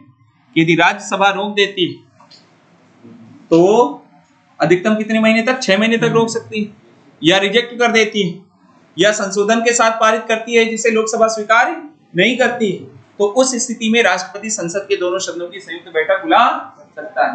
यहां पर हम कह रहे हैं कि तब पारित करे या ना पारित करे, 4 महीने बाद अपने आप ही पारित माना जाएगा। इसका मतलब कि राज्यों में संयुक्त बैठक का कोई प्रावधान नहीं। किसके लिए? विधेयक को पारित करने के लिए। राष्ट्रपति जब राज्यपाल संबोधित करेंगे तब हो सकता है, लेकिन इस विधेयक को पारित करने के लिए संयुक्त बैठक का कोई प्रावधान नहीं है, क्योंकि दोनों सदनों के बीच व्यक्तिगत गतिरोध की स्थिति उत्पन्न नहीं हो सकती। No doubt can be created in legislative procedure in state. विधेयक पारित करने के लिए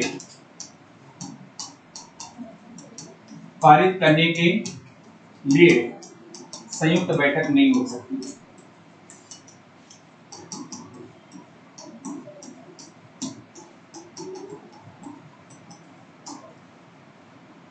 Joint sitting cannot be held for the legislative procedure in the state. The joint sitting can only be held in case of address of the governor.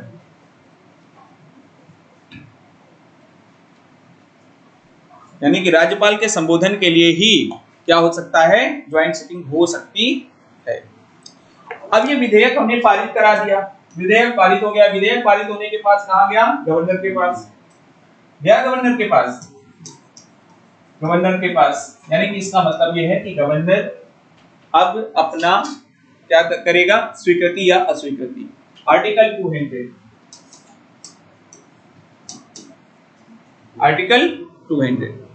Governor के पास क्या क्या विकल्प? Governor के पास एक विकल्प है कि असेंट प्रोवाइड कर दे। असेंट प्रोवाइड कर देंगे तो जो बिल था वो क्या हो गया? एक्ट बन गया। जो विधेयक था वो अधिनियम बन गया।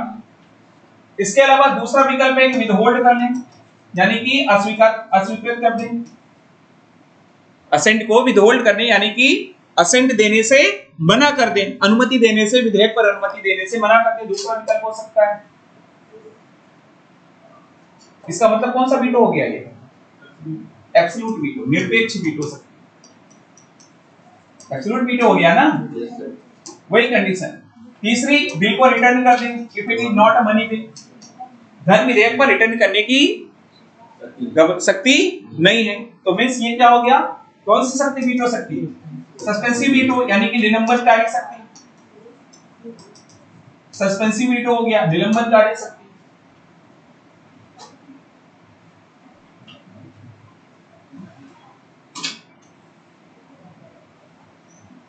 इसके अलावा एक वीटो पावर जो हमने कहा था, कौन सा? Pocket veto. पॉकेट वीटो यानी कि जेबी वीटो, यानी कि समय सीमा का उल्लेख नहीं है, नो टाइम लिमिट। कि कितने समय के अंदर साइन करें। लेकिन अभी हाल ही के सुप्रीम कोर्ट के निर्णयों के अनुसार क्या है, ये लिमिटेड है।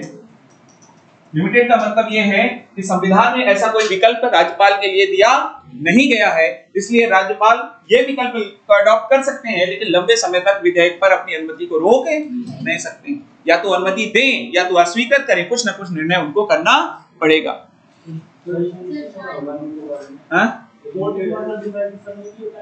नहीं, कोर्ट ने समय नहीं निर्धारित किया। कोर्ट ने सिर्फ ये कहा है कि भाई आप इसको रोक नहीं सकते, कोई ना कोई निर्णय लीजिए। अब कितने समय में, कोर्ट ने भी ये नहीं कहा। हाँ नहीं, इसका मतलब ये है कि बैक टू बैक यदि ज्यादा लंबा कोई लेता है तो फिर कोर्ट के पास फिर भिड़ जाओ।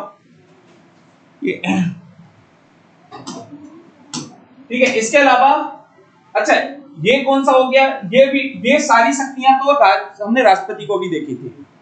एक शक्ति और है राज्यपाल के पास जो राष्ट्रपति के पास नहीं होती, और वो शक्ति है कि राज्यपाल किसी विधेयक को राष्ट्रपति की अनुमति के लिए, राष्ट्रपति की अनुमति के लिए रोक ले।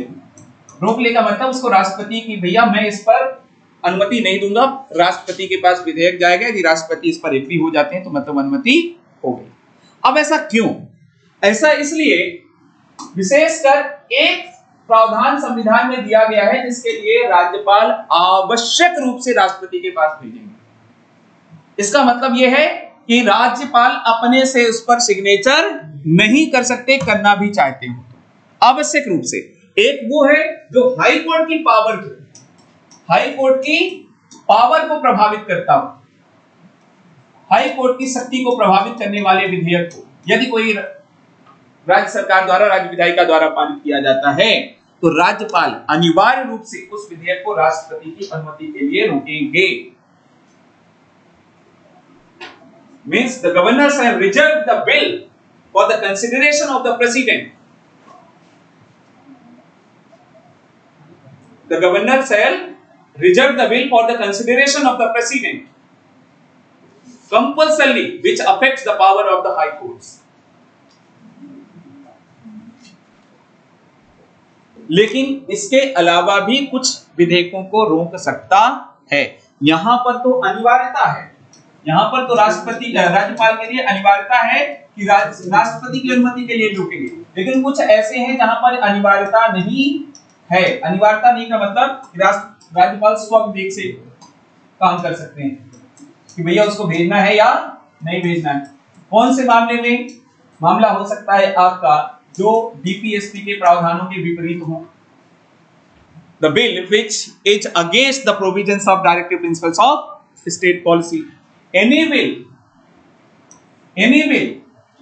यानी कि कोई भी ऐसा विधेयक जिनमें राज्यपाल को लगता है ये संविधान के प्रावधानों के विपरीत है, संविधान के प्रावधानों के विपरीत है, या कोई ऐसा विधेयक जिसमें राज्यपाल को लगता हो कि देश हित में नहीं, ऐसे विधेयक को राष्ट्रपति की अनुमति के लिए राज्यपाल रिजर्व कर सकता है, आरक्षित कर सकता है। यानी कि ये तो राज्यपाल पर निर्भर है कि किस विधेयक को मानेगा कि देश हित में है, किस विधेयक को मानेगा देश हित में नहीं है। लेकिन यहां पर अनिवार्यता है कि हाई कोर्ट की शक्ति को प्रभावित करने वाले विधेयक पर अनिवार्य रूप से राज्यपाल राष्ट्रपति के लिए आरक्षित करेंगे, रिजर्व करेंगे। हाँ ठीक है। अब इसके बाद अब राष्ट्रपति के पास चला गया विधेयक, कहां चला गया? राष्ट्रपति के पास। राष्ट्रपति के पास भी भेज देते हैं। क्या हुआ? हाँ? कहां पे? ये वाला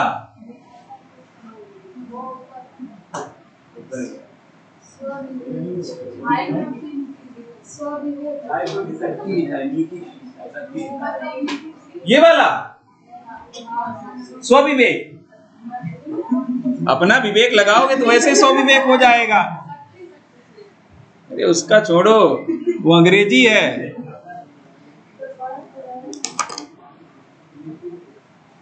तुम्हें ऐसा बीच में फंसा दिया है, ना हिंदी में छोड़ा ना अंग्रेजी में छोड़ा हैं। चलो कोई नहीं। अंग्रेजी पे छोड़ा, हिंदी में न छोड़ा से ध्यान आया कि आप लोग अपनी भाषा पर भी काम करें। भाषा आपकी, आप लोगों की बहुत कमजोर है। आप लोग घर में पढ़ा करिए, घर वालों को सुनाया करिए, किताबें पढ़ पढ़ करके बच्चों को सुनाया करिए, तेजी तेजी पढ़ा करें, चिल्ला चिल्ला करके पढ़ा करें।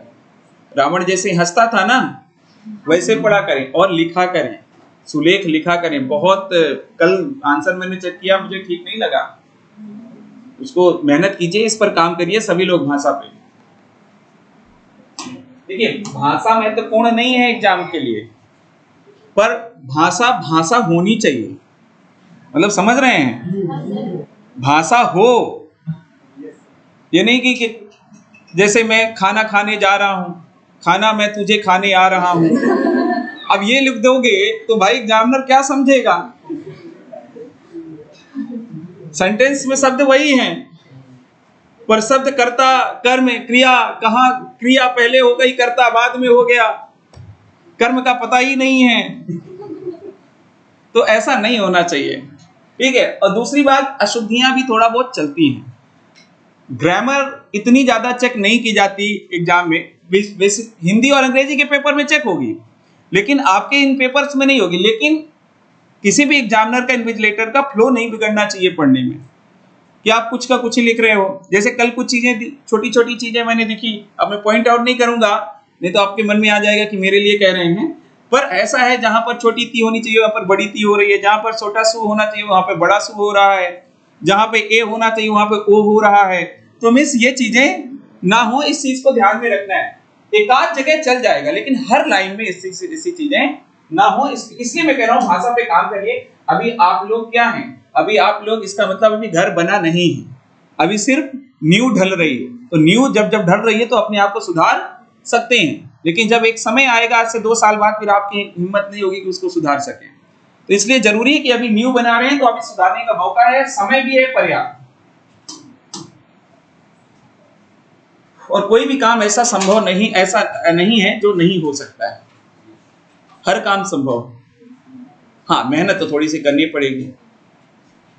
कल मैंने एक लाइन वो बोली थी, वैसा ही मैंने भी कहीं सुना ही है कि लोहे को यदि गलना है तो अंगारों में तपना होगा। तो यदि आपको मेहनत, आपको वो बत्ती चाहिए, आपको रुतबा चाहिए, वो देखा है ना, शादी में जरूर आना है, तो यदि रुतबा चाहिए आपको, तो फिर आपको अंगारों में तो गलना होगा, मीन्स तपना तो होगा। ठीक है, अब राष्ट्रपति के पास आते हैं। राष्ट्रपति के पास कौन कौन से विकल्प हैं? आर्टिकल नंबर 201 में राष्ट्रपति के पास विकल्प दिए गए हैं। यदि किसी विधेयक को राज्य का राज्यपाल आरक्षित करता है तो राष्ट्रपति के पास क्या विकल्प हैं? राष्ट्रपति के पास विकल्प ये हैं। पहला विकल्प है कि राष्ट्रपति असेंट प्रोवाइड कर दे, या राष्ट्रपति क्या कर ले, विदहोल्ड कर ले, या राष्ट्रपति क्या कर दे, रिटर्न कर दे। राष्ट्रपति रिटर्न कर दे। अब यदि रिटर्न करता है, ध्यान से समझिएगा, यदि रिटर्न करता है, रिटर्न किसको नहीं करेगा? रिटर्न कौन से विधेयक को नहीं कर सकता? मनी बिल को, धन विधेयक को नहीं कर सकता। तो यदि धन विधेयक नहीं है तो रिटर्न कर दिया, तो रिटर्न करने के बाद ये कहां पर आएगा? पुनः विधायिका के पास आएगा, पुनः विधायिका के पास आएगा। और इस विधायिका के पास विकल्प है कि यदि पुनः संशोधन या बिना संशोधन के साथ 6 माह के अंदर पारित, 6 माह के अंदर पारित कर देता है। 6 माह का समय दिया, फिक्स किया गया है, 6 माह के अंदर ही, चाहे संशोधन के साथ, विद अमेंडमेंट और विदाउट अमेंडमेंट, यदि पारित कर देती है विधायिका, तो ये पुनः कहां जाएगा? फिर राष्ट्रपति के पास पहुंच जाएगा। अब राष्ट्रपति की इच्छा है कि साइन करे या साइन ना करे।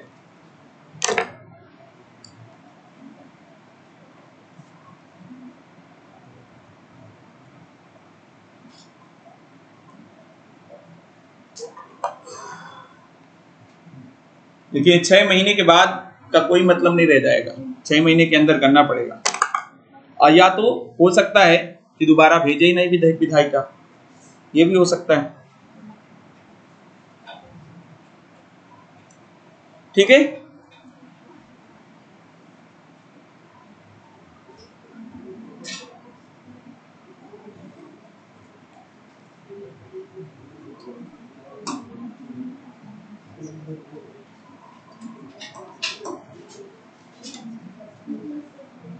ये हो गया आपका।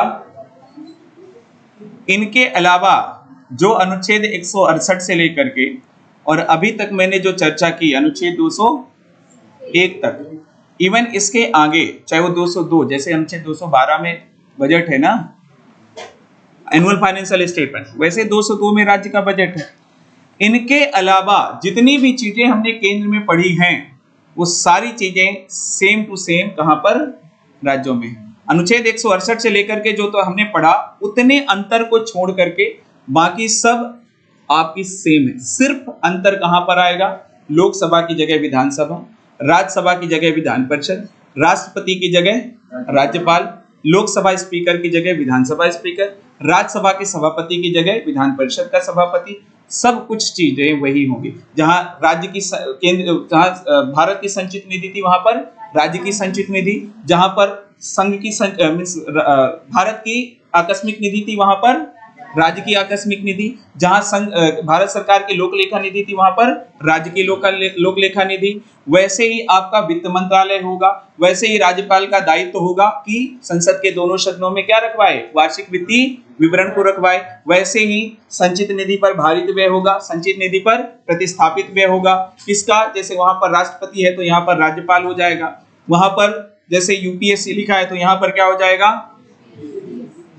स्टेट पीएससी होता है, वहां पर सुप्रीम कोर्ट था तो यहाँ पर हाई कोर्ट हो जाएगा।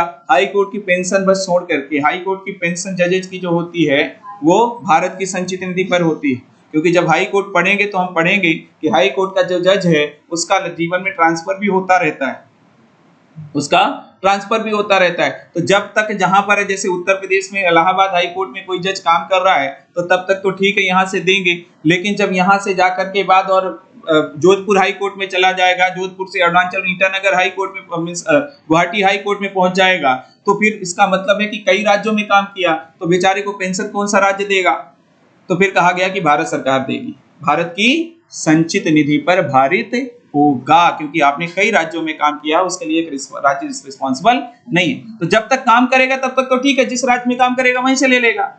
लेकिन जब रिटायर हो गया तो पेंशन भारत की संचित निधि पर। तो हर चीज आपकी सेम है, जितने अंतर मैंने बताए हैं उन अंतरों को छोड़ करके। ठीक है, ध्यान रखना है कि संयुक्त बैठक का प्रावधान विधेयक को पारित करने के लिए नहीं। अच्छा, एक और चीज कि राज्य में संविधान संशोधन विधेयक की शुरुआत नहीं हो सकती, क्योंकि हमने संविधान संशोधन की प्रक्रिया पढ़ी है। अनुच्छेद 368 में की प्रक्रिया वो भाग 5 का हिस्सा नहीं है। हालांकि मैंने भाग 5 में पढ़ाया है, क्योंकि विधेयक की प्रक्रिया तरीके बताए थे। तो अनुच्छेद 368 के अनुसार, ठीक है, उसके अनुसार कोई भी संविधान संशोधन विधेयक राज्य की विधायिका से शुरू नहीं हो सकता। राज्य की विधायिका में भी जरूरी नहीं कि आए भी वो विधेयक, सिर्फ वही विधेयक आएगा जो फेडरल प्रकृति का होगा, फेडरल नेचर का होगा, इसके अलावा नहीं। कौन कौन से अनुच्छेद वाला, कौन बता सकता है? ऐसा कौन कौन से अनुच्छेद से संबंधित संविधान में संशोधन होगा कि उसे राज्य विधायिका के पास एटलीस्ट 50% स्टेट लेजिस्लेचर से पारित होना चाहिए? कौन कौन सा अनुच्छेद है, कौन बता सकता है प्रावधान संविधान के?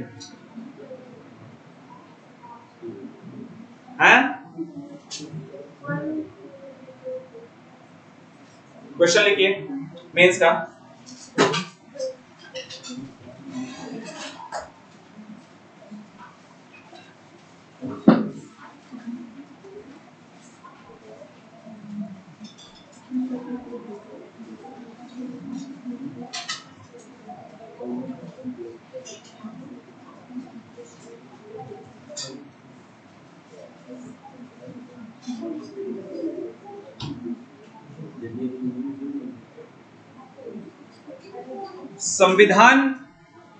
संविधान के प्रावधानों को संशोधित करने की प्रक्रिया, संविधान के प्रावधानों को संशोधित या परिवर्तित करने की प्रक्रिया लचीली और कठोर दोनों है। लचीली और कठोर दोनों, लचीली और कठोर दोनों। अब आप आगे के लिखना, टिप्पणी करना है कि व्याख्या करना है, क्या करना है आप लोगों को? हैं? टिप्पणी कीजिए, लचीली और कठोर दोनों।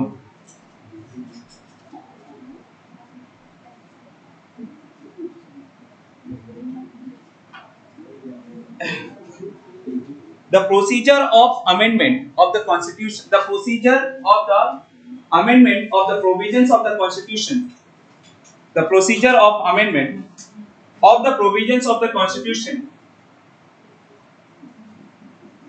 is flexible as well as rigid, is flexible as well as rigid. Comment.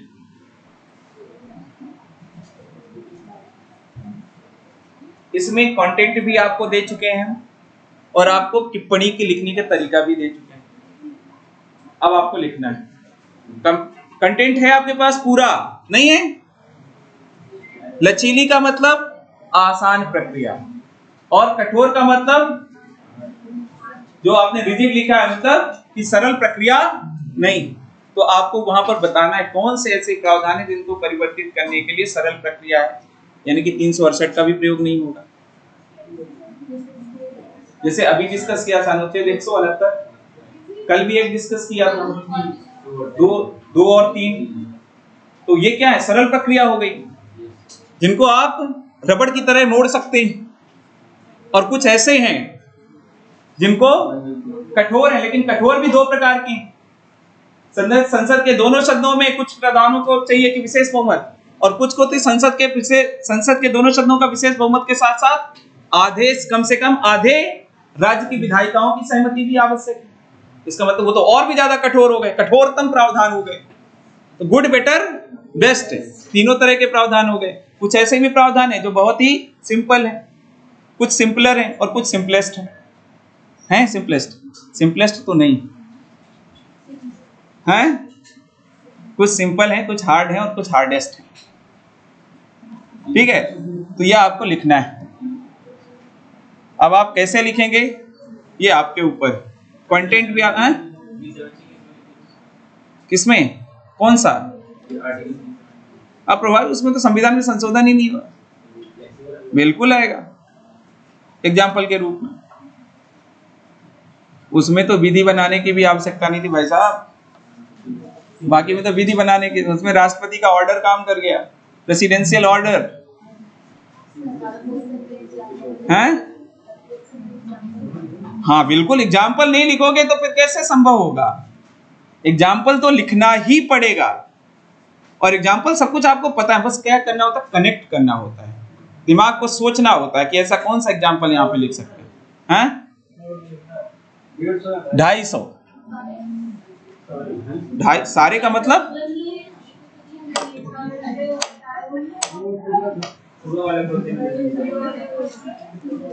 उसके लिए मैंने बताया था शायद वो 150 शब्दों में बोला था।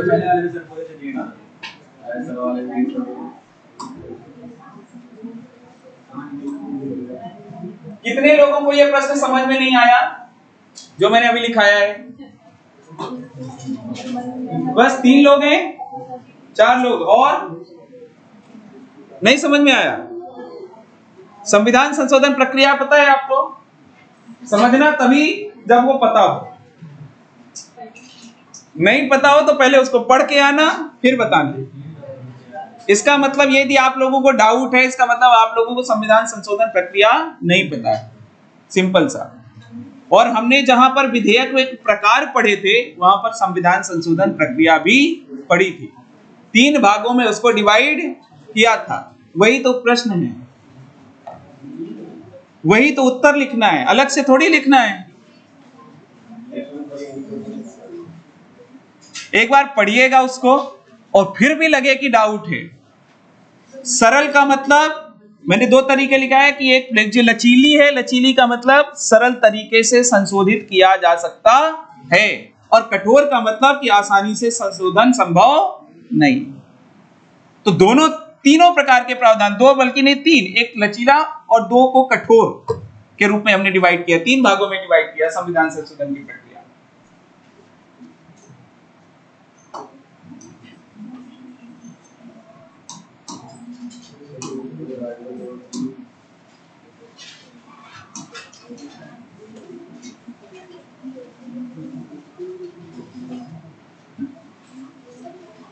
कितना टाइम हो गया? ब्रेक ले लीजिए, फिर निकल चलते हैं। या भूख नहीं लगी? यूटी मार देते हैं, आधे घंटे में हो जाएगा। 1:30 बजे ले लीजिए ब्रेक, ठीक है? Union territory. हाँ, अरे उसके बाद अभी बहुत पढ़ना है।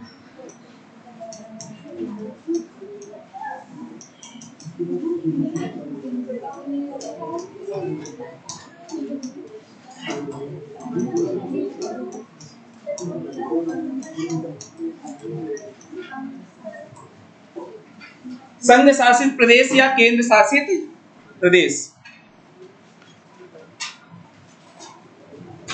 देखिए, संघ शासित प्रदेश या केंद्र शासित प्रदेश, इसका नाम ही है क्या? संघ शासित। इसका मतलब इस पे शासन कौन करेगा?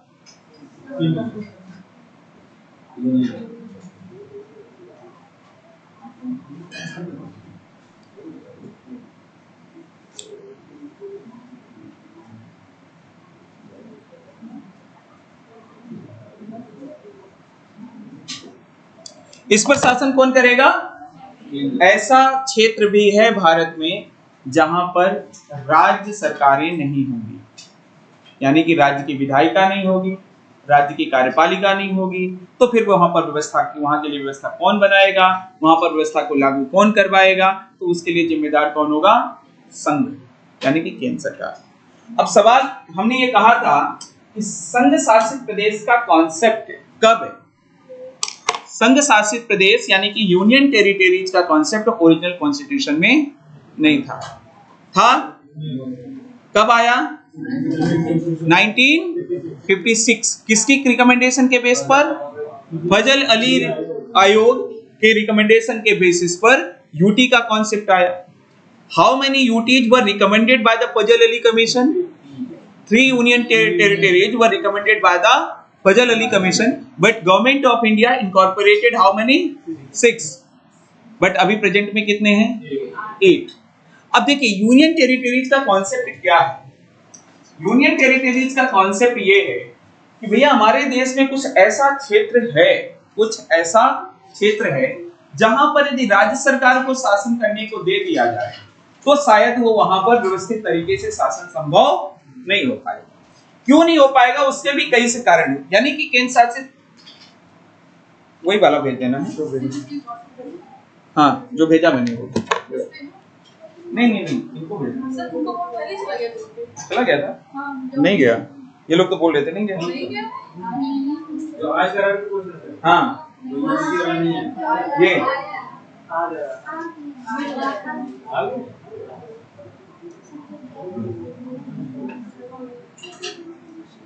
आ गया है, नहीं आया? आधा अधूरा तो आया होगा, तो एक को नहीं आया होगा, सबको आया होगा। अच्छा, अभी किया होगा, ठीक है। तो अभी तो करना था। 11:28 फोन चेक नहीं किया हमने। अच्छा, ठीक है, हो गया। कोई नहीं। यानी कि यूटीज का कॉन्सेप्ट कुछ अलग है, और जितने भी ऐसे क्षेत्र हैं वो उनको अलग क्यों किया गया? उनका कोई ना कोई हिस्टोरिकल रीजन था, कोई ना कोई पॉलिटिकल रीजन था, कोई ना कोई सामरिक यानी कि डिप्लोमेटिक रीजन था, कोई ना कोई जियोग्राफिकल रीजन था, और प्लस पॉलिटिकल एंड एडमिनिस्ट्रेटिव एक साथ लिख सकते हैं। कोई ना कोई कल्चरल रीजन था, मींस ऐतिहासिक, सांस्कृतिक, राजनीतिक, प्रशासनिक, क्षेत्रीय यानी कि भौगोलिक, इन कारणों से एक्चुअल में केंद्र शासित प्रदेशों को कॉन्स्टिट्यूट किया गया। ऐसा इसलिए मींस किसी हर केंद्र शासित प्रदेश के लिए एक ही कारण नहीं हो सकता। किसी के लिए भौगोलिक, तो किसी के लिए प्रशासनिक, किसी के लिए सांस्कृतिक, अलग अलग कारणों से केंद्र शासित प्रदेशों को कॉन्स्टिट्यूशन किया। एक के रूप में यदि हम समझे, तो यदि हम दिल्ली को लें, तो दिल्ली की अवस्थिति यदि आप देखेंगे, दिल्ली देश की राजधानी, ठीक है, पहली चीज। दूसरी चीज, और वहां पर दिल्ली में देश की राजधानी होने के कारण संपूर्ण केंद्र सरकार, चाहे विधायिका, कार्यपालिका या न्यायपालिका, प्लस इसके साथ साथ दुनिया भर के देशों के एम्बेसडर्स, राजदूत, एम्बेसीज है वहां पर। और दिल्ली यदि देखें तो दिल्ली का क्षेत्र हरियाणा से भी घिरा हुआ है, उत्तर प्रदेश से भी घिरा हुआ है। दिल्ली का मीन्स कहने का मतलब है उसकी भौगोलिक स्थिति दो राज्यों से घिरी हुई, और वो राष्ट्रीय राजधानी क्षेत्र है, यानी कि राजनीतिक और प्रशासनिक उसके कुछ निहितार्थ हैं। और यदि वहां पर राज्य सरकार को किसी को दे दिया जाता तो राज्य सरकार तो कह देती कि भैया प्रधानमंत्री घर से बाहर नहीं निकल सकते, मेरी पुलिस खड़ी है। इसका मतलब यह हो गया कि वहां पर प्रशासन, केंद्र सरकार के लिए प्रशासन चलाना मुश्किल हो जाता। पता चला दिल्ली की पुलिस प्रधानमंत्री को ही गिरफ्तार करने बैठ गई। मुख्यमंत्री गिरफ्तार है ना, क्यों? क्योंकि वो पुलिस किसके अंडर में है? केंद्र के अंडर में। और यदि राज्य के अंडर में होती तो प्रधानमंत्री गिरफ्तार हो जाते, हो सकते थे, पॉसिबिलिटी है। वो अलग बात है कि भाई जजमेंट कब आएगा। जजमेंट तो अभी दिल्ली के मुख्यमंत्री का भी नहीं आया, दोषी है या नहीं दोषी है ये तो समय बताएगा, लेकिन गिरफ्तार तो हो गए। ऐसा तो रोज मंत्रियों के साथ भी, केंद्र के मंत्रियों के साथ भी हो सकता था, पॉसिबिलिटी है। तो ऐसे में यह कहा गया कि भैया ये किसी राज्य सरकार के अंडर में हम इसको नहीं सौंप सकते। यहां पर ये शासन किसका होगा? हमारा ही शासन होगा, यानी कि किसका? केंद्र सरकार का शासन। हालांकि वो बाद में व्यवस्था स्पेशल की गई, उसके बारे में हम चर्चा करेंगे, बट इसका मतलब वो केंद्र शासित प्रदेश है, संघ शासित प्रदेश है तब भी और आज भी। वहां पर शासन किसका? राज्य सरकार का नहीं, बल्कि केंद्र सरकार का, पहली चीज। दूसरा, चंडीगढ़ को देख लीजिए। चंडीगढ़ का कारण प्रमुख रूप से वो भौगोलिक और प्रशासनिक है। चंडीगढ़ की लोकल, यदि आप उसकी अवस्थिति देखें, लोकलाइजेशन देखें, तो ये चंडीगढ़ है और इधर का पोर्शन ये हरियाणा है और इधर का पोर्शन ये पंजाब। बीच में फंस गया चंडीगढ़ शहर, ऐसा शहर जो भारत का सबसे व्यवस्थित शहर माना जाता है, सबसे व्यवस्थित शहर, स्ट्रक्चर्ड शहर है, कभी जाइएगा, बहुत अच्छा शहर है। तो अब ये जब हरियाणा और पंजाब, पहले एक तो मैंने आपको बताया था पेप्सू, बताया था, Patiala and east Punjab states union, जिसमें हिमाचल प्रदेश भी हुआ करता था।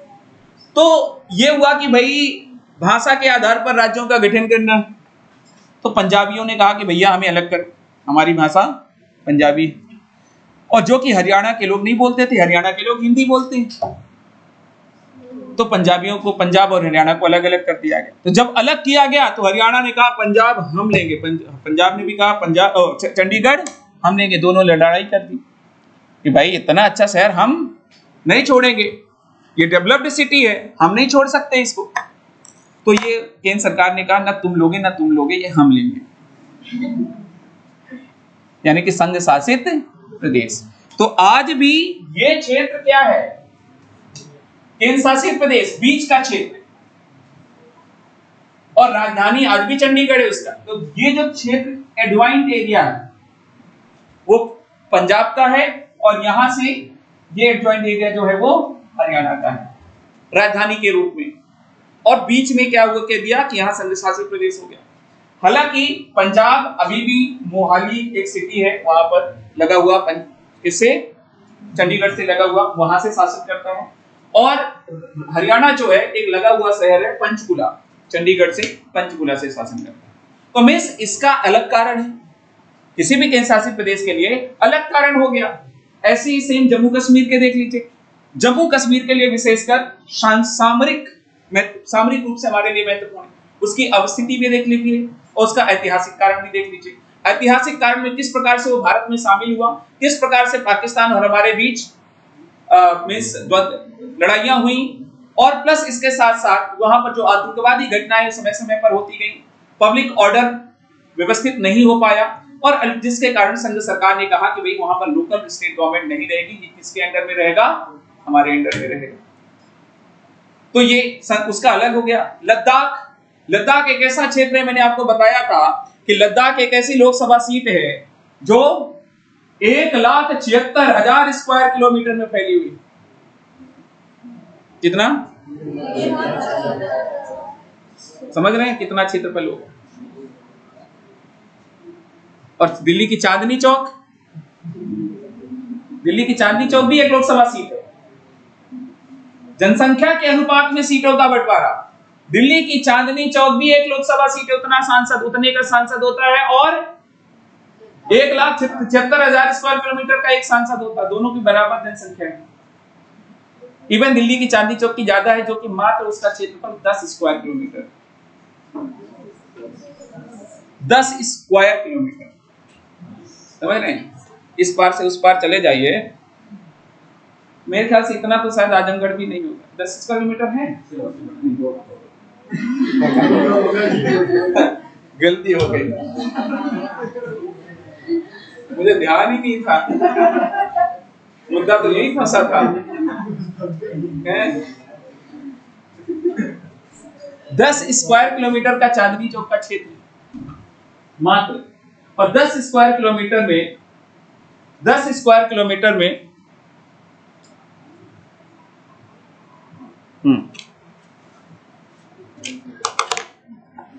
10 स्क्वायर किलोमीटर में जो चांदनी चौक का क्षेत्र फैला हुआ है, वहां से एक लोकसभा सीट है, और वहां की क्या नाम से आपका लद्दाख के भी है। लद्दाख में ज्यादातर जो पॉपुलेशन है वो बुद्धिस्ट पॉपुलेशन, मोनेस्ट्रीज वगैरह, मठ वगैरह बहुत ज्यादा है लद्दाख में। और लद्दाख में बहुत विरल बसा हुआ है, पहाड़ी क्षेत्र है, ज्यादातर पूरा पहाड़ी क्षेत्र है। तो वहां की विकास के पैमाने अलग अलग हैं।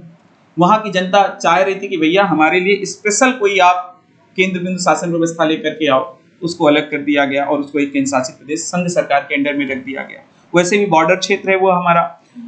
प्लस इसके साथ साथ यदि आप देखें तो कौन सा दादर एंड नगर हवेली, दमन और दीव को देख लीजिए।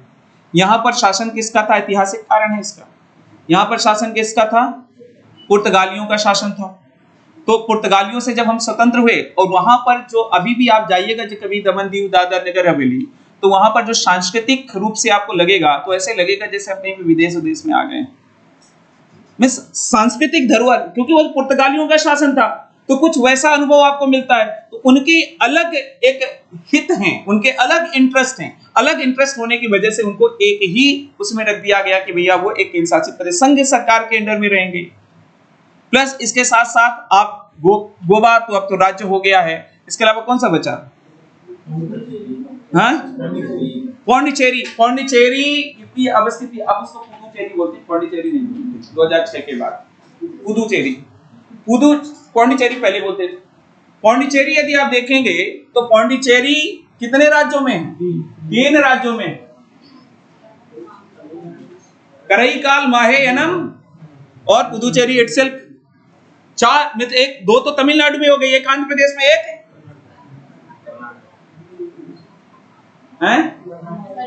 पक्का मान लें, लॉक कर दें? चलो ठीक है। तो अब इसका मतलब कितने राज्यों में? 3 राज्यों में। एक यहां पर, एक वहां पर, एक वहां पर। एक ही, अब एक राज्य के अंदर यदि होती तब तो फिर भी ठीक था, एक ही जगह पर है। 4 अलग अलग जगह पर है, एक खेत वहां पर, एक खेत वहां पर, एक खेत वहां पर, एक खेत वहां पर। तो ये कहा गया कि भैया जिसका खेत पूरे देश में है उसके सरकार के अंडर में रखो, नहीं तो दूसरी सरकार एक को जाने ही नहीं देगी। एक राज्य सरकार दूसरे राज्य सरकार को ना जाने दी तो शासन कैसे करेंगे? तो ये कहा गया कि पूरे भारत सरकार को दे दो इसे, में से एक ही यूनियन टेरिटरी। और वो भी किसी के अंडर में था। किसके अंडर में? पुदुचेरी। हाँ, फ्रेंच सेटलमेंट था, यानी कि ऐतिहासिक कारण भी है उसका। भौगोलिक तो है ही, ऐतिहासिक भी है। सेम इसी प्रकार भौगोलिक, सामरिक, प्रशासनिक कारण देख सकते हैं आप लक्षद्वीप और अंडमान निकोबार के। लक्षद्वीप को देखिए आप, एक बिंदी यहां रखी, एक बिंदी यहां पर, एक बिंदी यहां पर, एक बिंदी यहां पर, अलग अलग क्या है उसके? अलग अलग आइलैंड है ना। और वो भी जनसंख्या बहुत कम और जनजातीय क्षेत्र है विशेषकर। और इसी प्रकार अंडमान निकोबार द्वीप समूह की यदि आप स्थिति देखें तो वो भी ऐसा जनजातीय क्षेत्र है, सामरिक क्षेत्र भी है, क्योंकि वो एक समुद्री मार्ग का रास्ता है। वो समुद्री मार्ग का एक रास्ता है, जो समुद्री व्यापार शिप्स वगैरह जाती हैं, तो उसके लिए वो हमारा सामरिक महत्व का भी है कि उधर से कोई हो सकता है। आप देखिएगा मालदीव के सभी मालदीव के संबंध हमारे जो हैं वो बीच में बेहतर नहीं हुए, क्योंकि उसका झुकाव किधर हो गया था, चाइना की तरफ। तो चाइना, मालदीव के साथ चाइना का संबंध होना हमारे लिए अच्छी बात नहीं है, क्योंकि हमारे घर के बगल में कोई हमारा दुश्मन आ जाएगा तो हमेशा एक डर बना रहेगा कि नहीं। तो इसीलिए वो अंडमान निकोबार की भैया उस पर तो हमारा ही कब्जा हो, राज्य का कब्जा ना हो, यानी कि केंद्र सरकार का कब्जा हो, क्योंकि वो अंतरराष्ट्रीय महत्व का स्थान है, वो सामरिक महत्व का, और इसलिए वहां पर शासन व्यवस्था किसकी, केंद्र सरकार की रखी गई।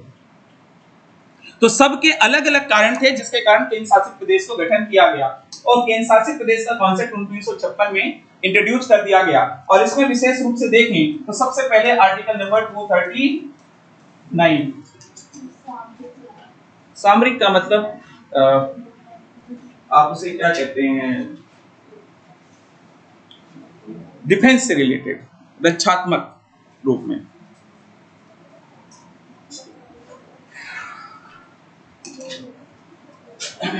आर्टिकल 239 में कहा गया है कि यूटी यानी कि केंद्र शासित प्रदेश या संघ शासित प्रदेश को में शासन कौन करेगा, राष्ट्रपति। लेकिन राष्ट्रपति इन अब उसके कार्यों के दायित्वों को निर्वहन करने के लिए एक अपने बिहाफ में वहां प्रशासक नियुक्त कर सकता है। प्रशासक के माध्यम से वहां का शासन व्यवस्था देखेगा। राष्ट्रपति प्रशासक के माध्यम से केंद्र शासित प्रदेश की शासन व्यवस्था देखेगा। प्रशासक के माध्यम से केंद्र शासित प्रदेश की शासन व्यवस्था को देखेगा। राष्ट्रपति एडमिनिस्ट्रेटर, लेकिन इसमें यह भी कहा गया है कि ये इस एडमिनिस्ट्रेटर किस नाम से जाना जाएगा, ये कौन निर्धारित करेगा, राष्ट्रपति निर्धारित करेंगे। The position the designation shall be determined by president। किस नाम से जाना जाएगा ये राष्ट्रपति निर्धारित करेंगे। तो हमारे यहाँ पर जो प्रत्येक केंद्र शासित प्रदेश का प्रशासक है, वो प्रशासक आपका जो अंडमान एंड निकोबार है, आपका जम्मू एंड कश्मीर है, आपका लद्दाख है, प्लस इसके अलावा पौंडीचेरी है, पौंडीचेरी के साथ साथ दिल्ली है। इनका जो प्रशासक है वो क्या कहलाता है, लेफ्टिनेंट गवर्नर, उपराज्यपाल। और जो आपके बची कौन सी, Chandigarh, Lakshadweep, Dadar Nagar Haveli and Daman and Diu, इतना ही बचे ना, और तो कुछ नहीं बचे। इनके प्रशासक को प्रशासक ही कहा जाता है, एडमिनिस्ट्रेटर।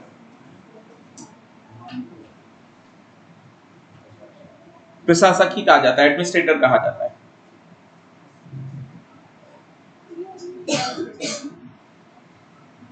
ध्यान रखिएगा ये जो प्रशासक होता है ये राष्ट्रपति के बिहाफ में काम करता है। ये राज्यपाल की तरह उस केंद्र शासित प्रदेश का संवैधानिक प्रमुख नहीं होता। He is not the head of the state. He is not the constitutional head of the union territory. ध्यान रखिएगा ये यूनियन टेरिटरी का कॉन्स्टिट्यूशनल हेड नहीं है, संवैधानिक प्रमुख नहीं। He is the agent of the center, agent of the president, क्योंकि ये प्रेसिडेंट के बिहाफ में कार्य करता है।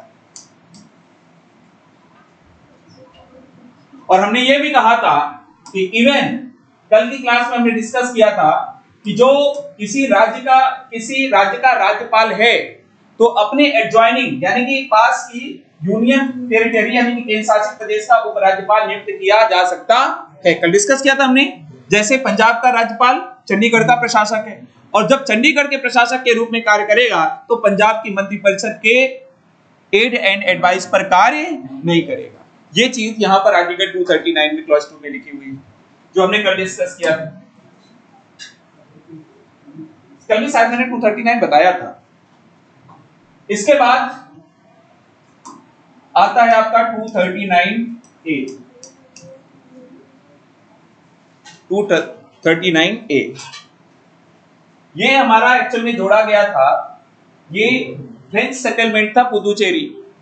फ्रेंच सेटलमेंट पुदुचेरी 1954 में तो हालांकि वैसे आ गया था डिफैक्टो के रूप में, लेकिन de jure यानी कि प्रमुख रूप से हमारे यहाँ पर उसका शामिल कब हुआ? 1961 में भारत में फ्रेंच सेटलमेंट का। तो इसके लिए आर्टिकल 1239 ए कॉन्स्टिट्यूशन में जोड़ा गया, और ये जोड़ा गया था आपका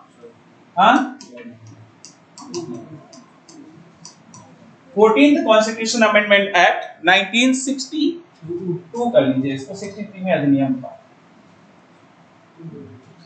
ठीक है, इसके माध्यम से जो पुदुचेरी है, उस पुदुचेरी के लिए कहा गया कि पार्लियामेंट में बाय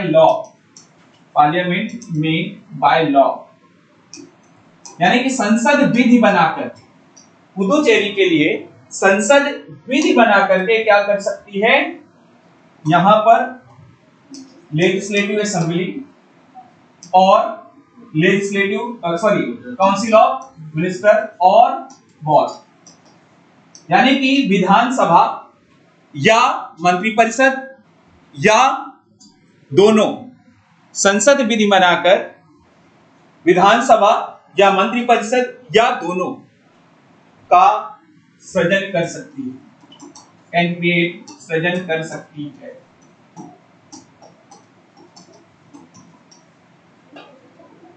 सृजन कर सकती है।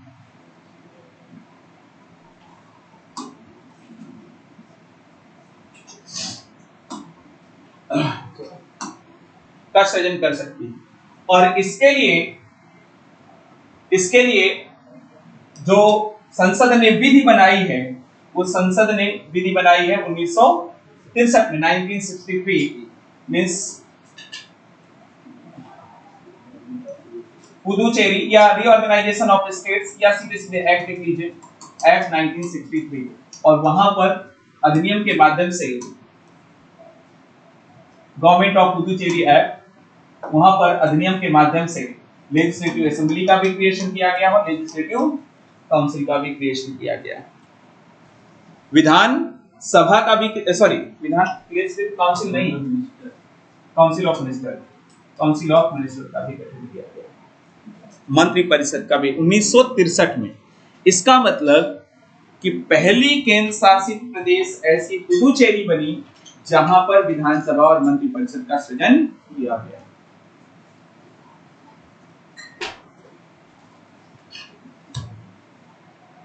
ठीक है, इसके अलावा 2019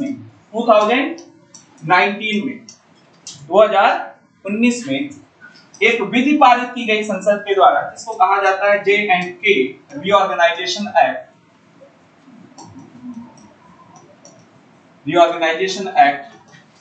2019, जम्मू कश्मीर पुनर्गठन अधिनियम 2019, J&K Jammu Kashmir reorganisation act 2019, और इसके माध्यम से आर्टिकल 239 के प्रावधान J&K के लिए भी अप्लाई कर दिया गया।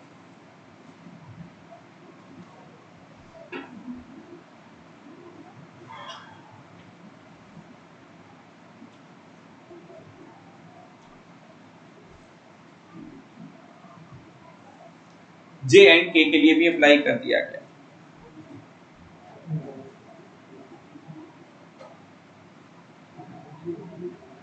इसका मतलब कि जम्मू कश्मीर में भी विधानसभा और मंत्रिपरिषद के प्रावधान इन्फोर्स कर दिए गए। तो दूसरी केंद्र शासित प्रदेश हो गई, लेकिन इसके पहले एक और केंद्र शासित प्रदेश हम पढ़ेंगे।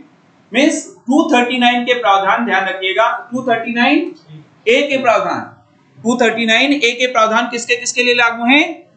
पुदुचेरी और जम्मू कश्मीर के लिए, दोनों के लिए लागू। इसके अलावा एक और आर्टिकल हमारे कॉन्स्टिट्यूशन में जोड़ा गया, वो है आपका आर्टिकल नंबर 239AA।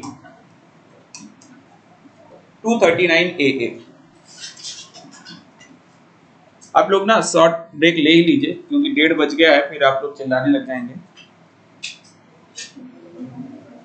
तो हाँ, खत्म कर दें।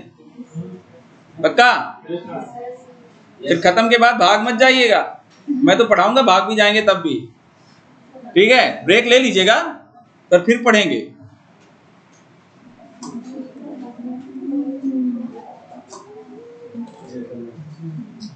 क्या हुआ, रोने लग गए? ले लो भाई,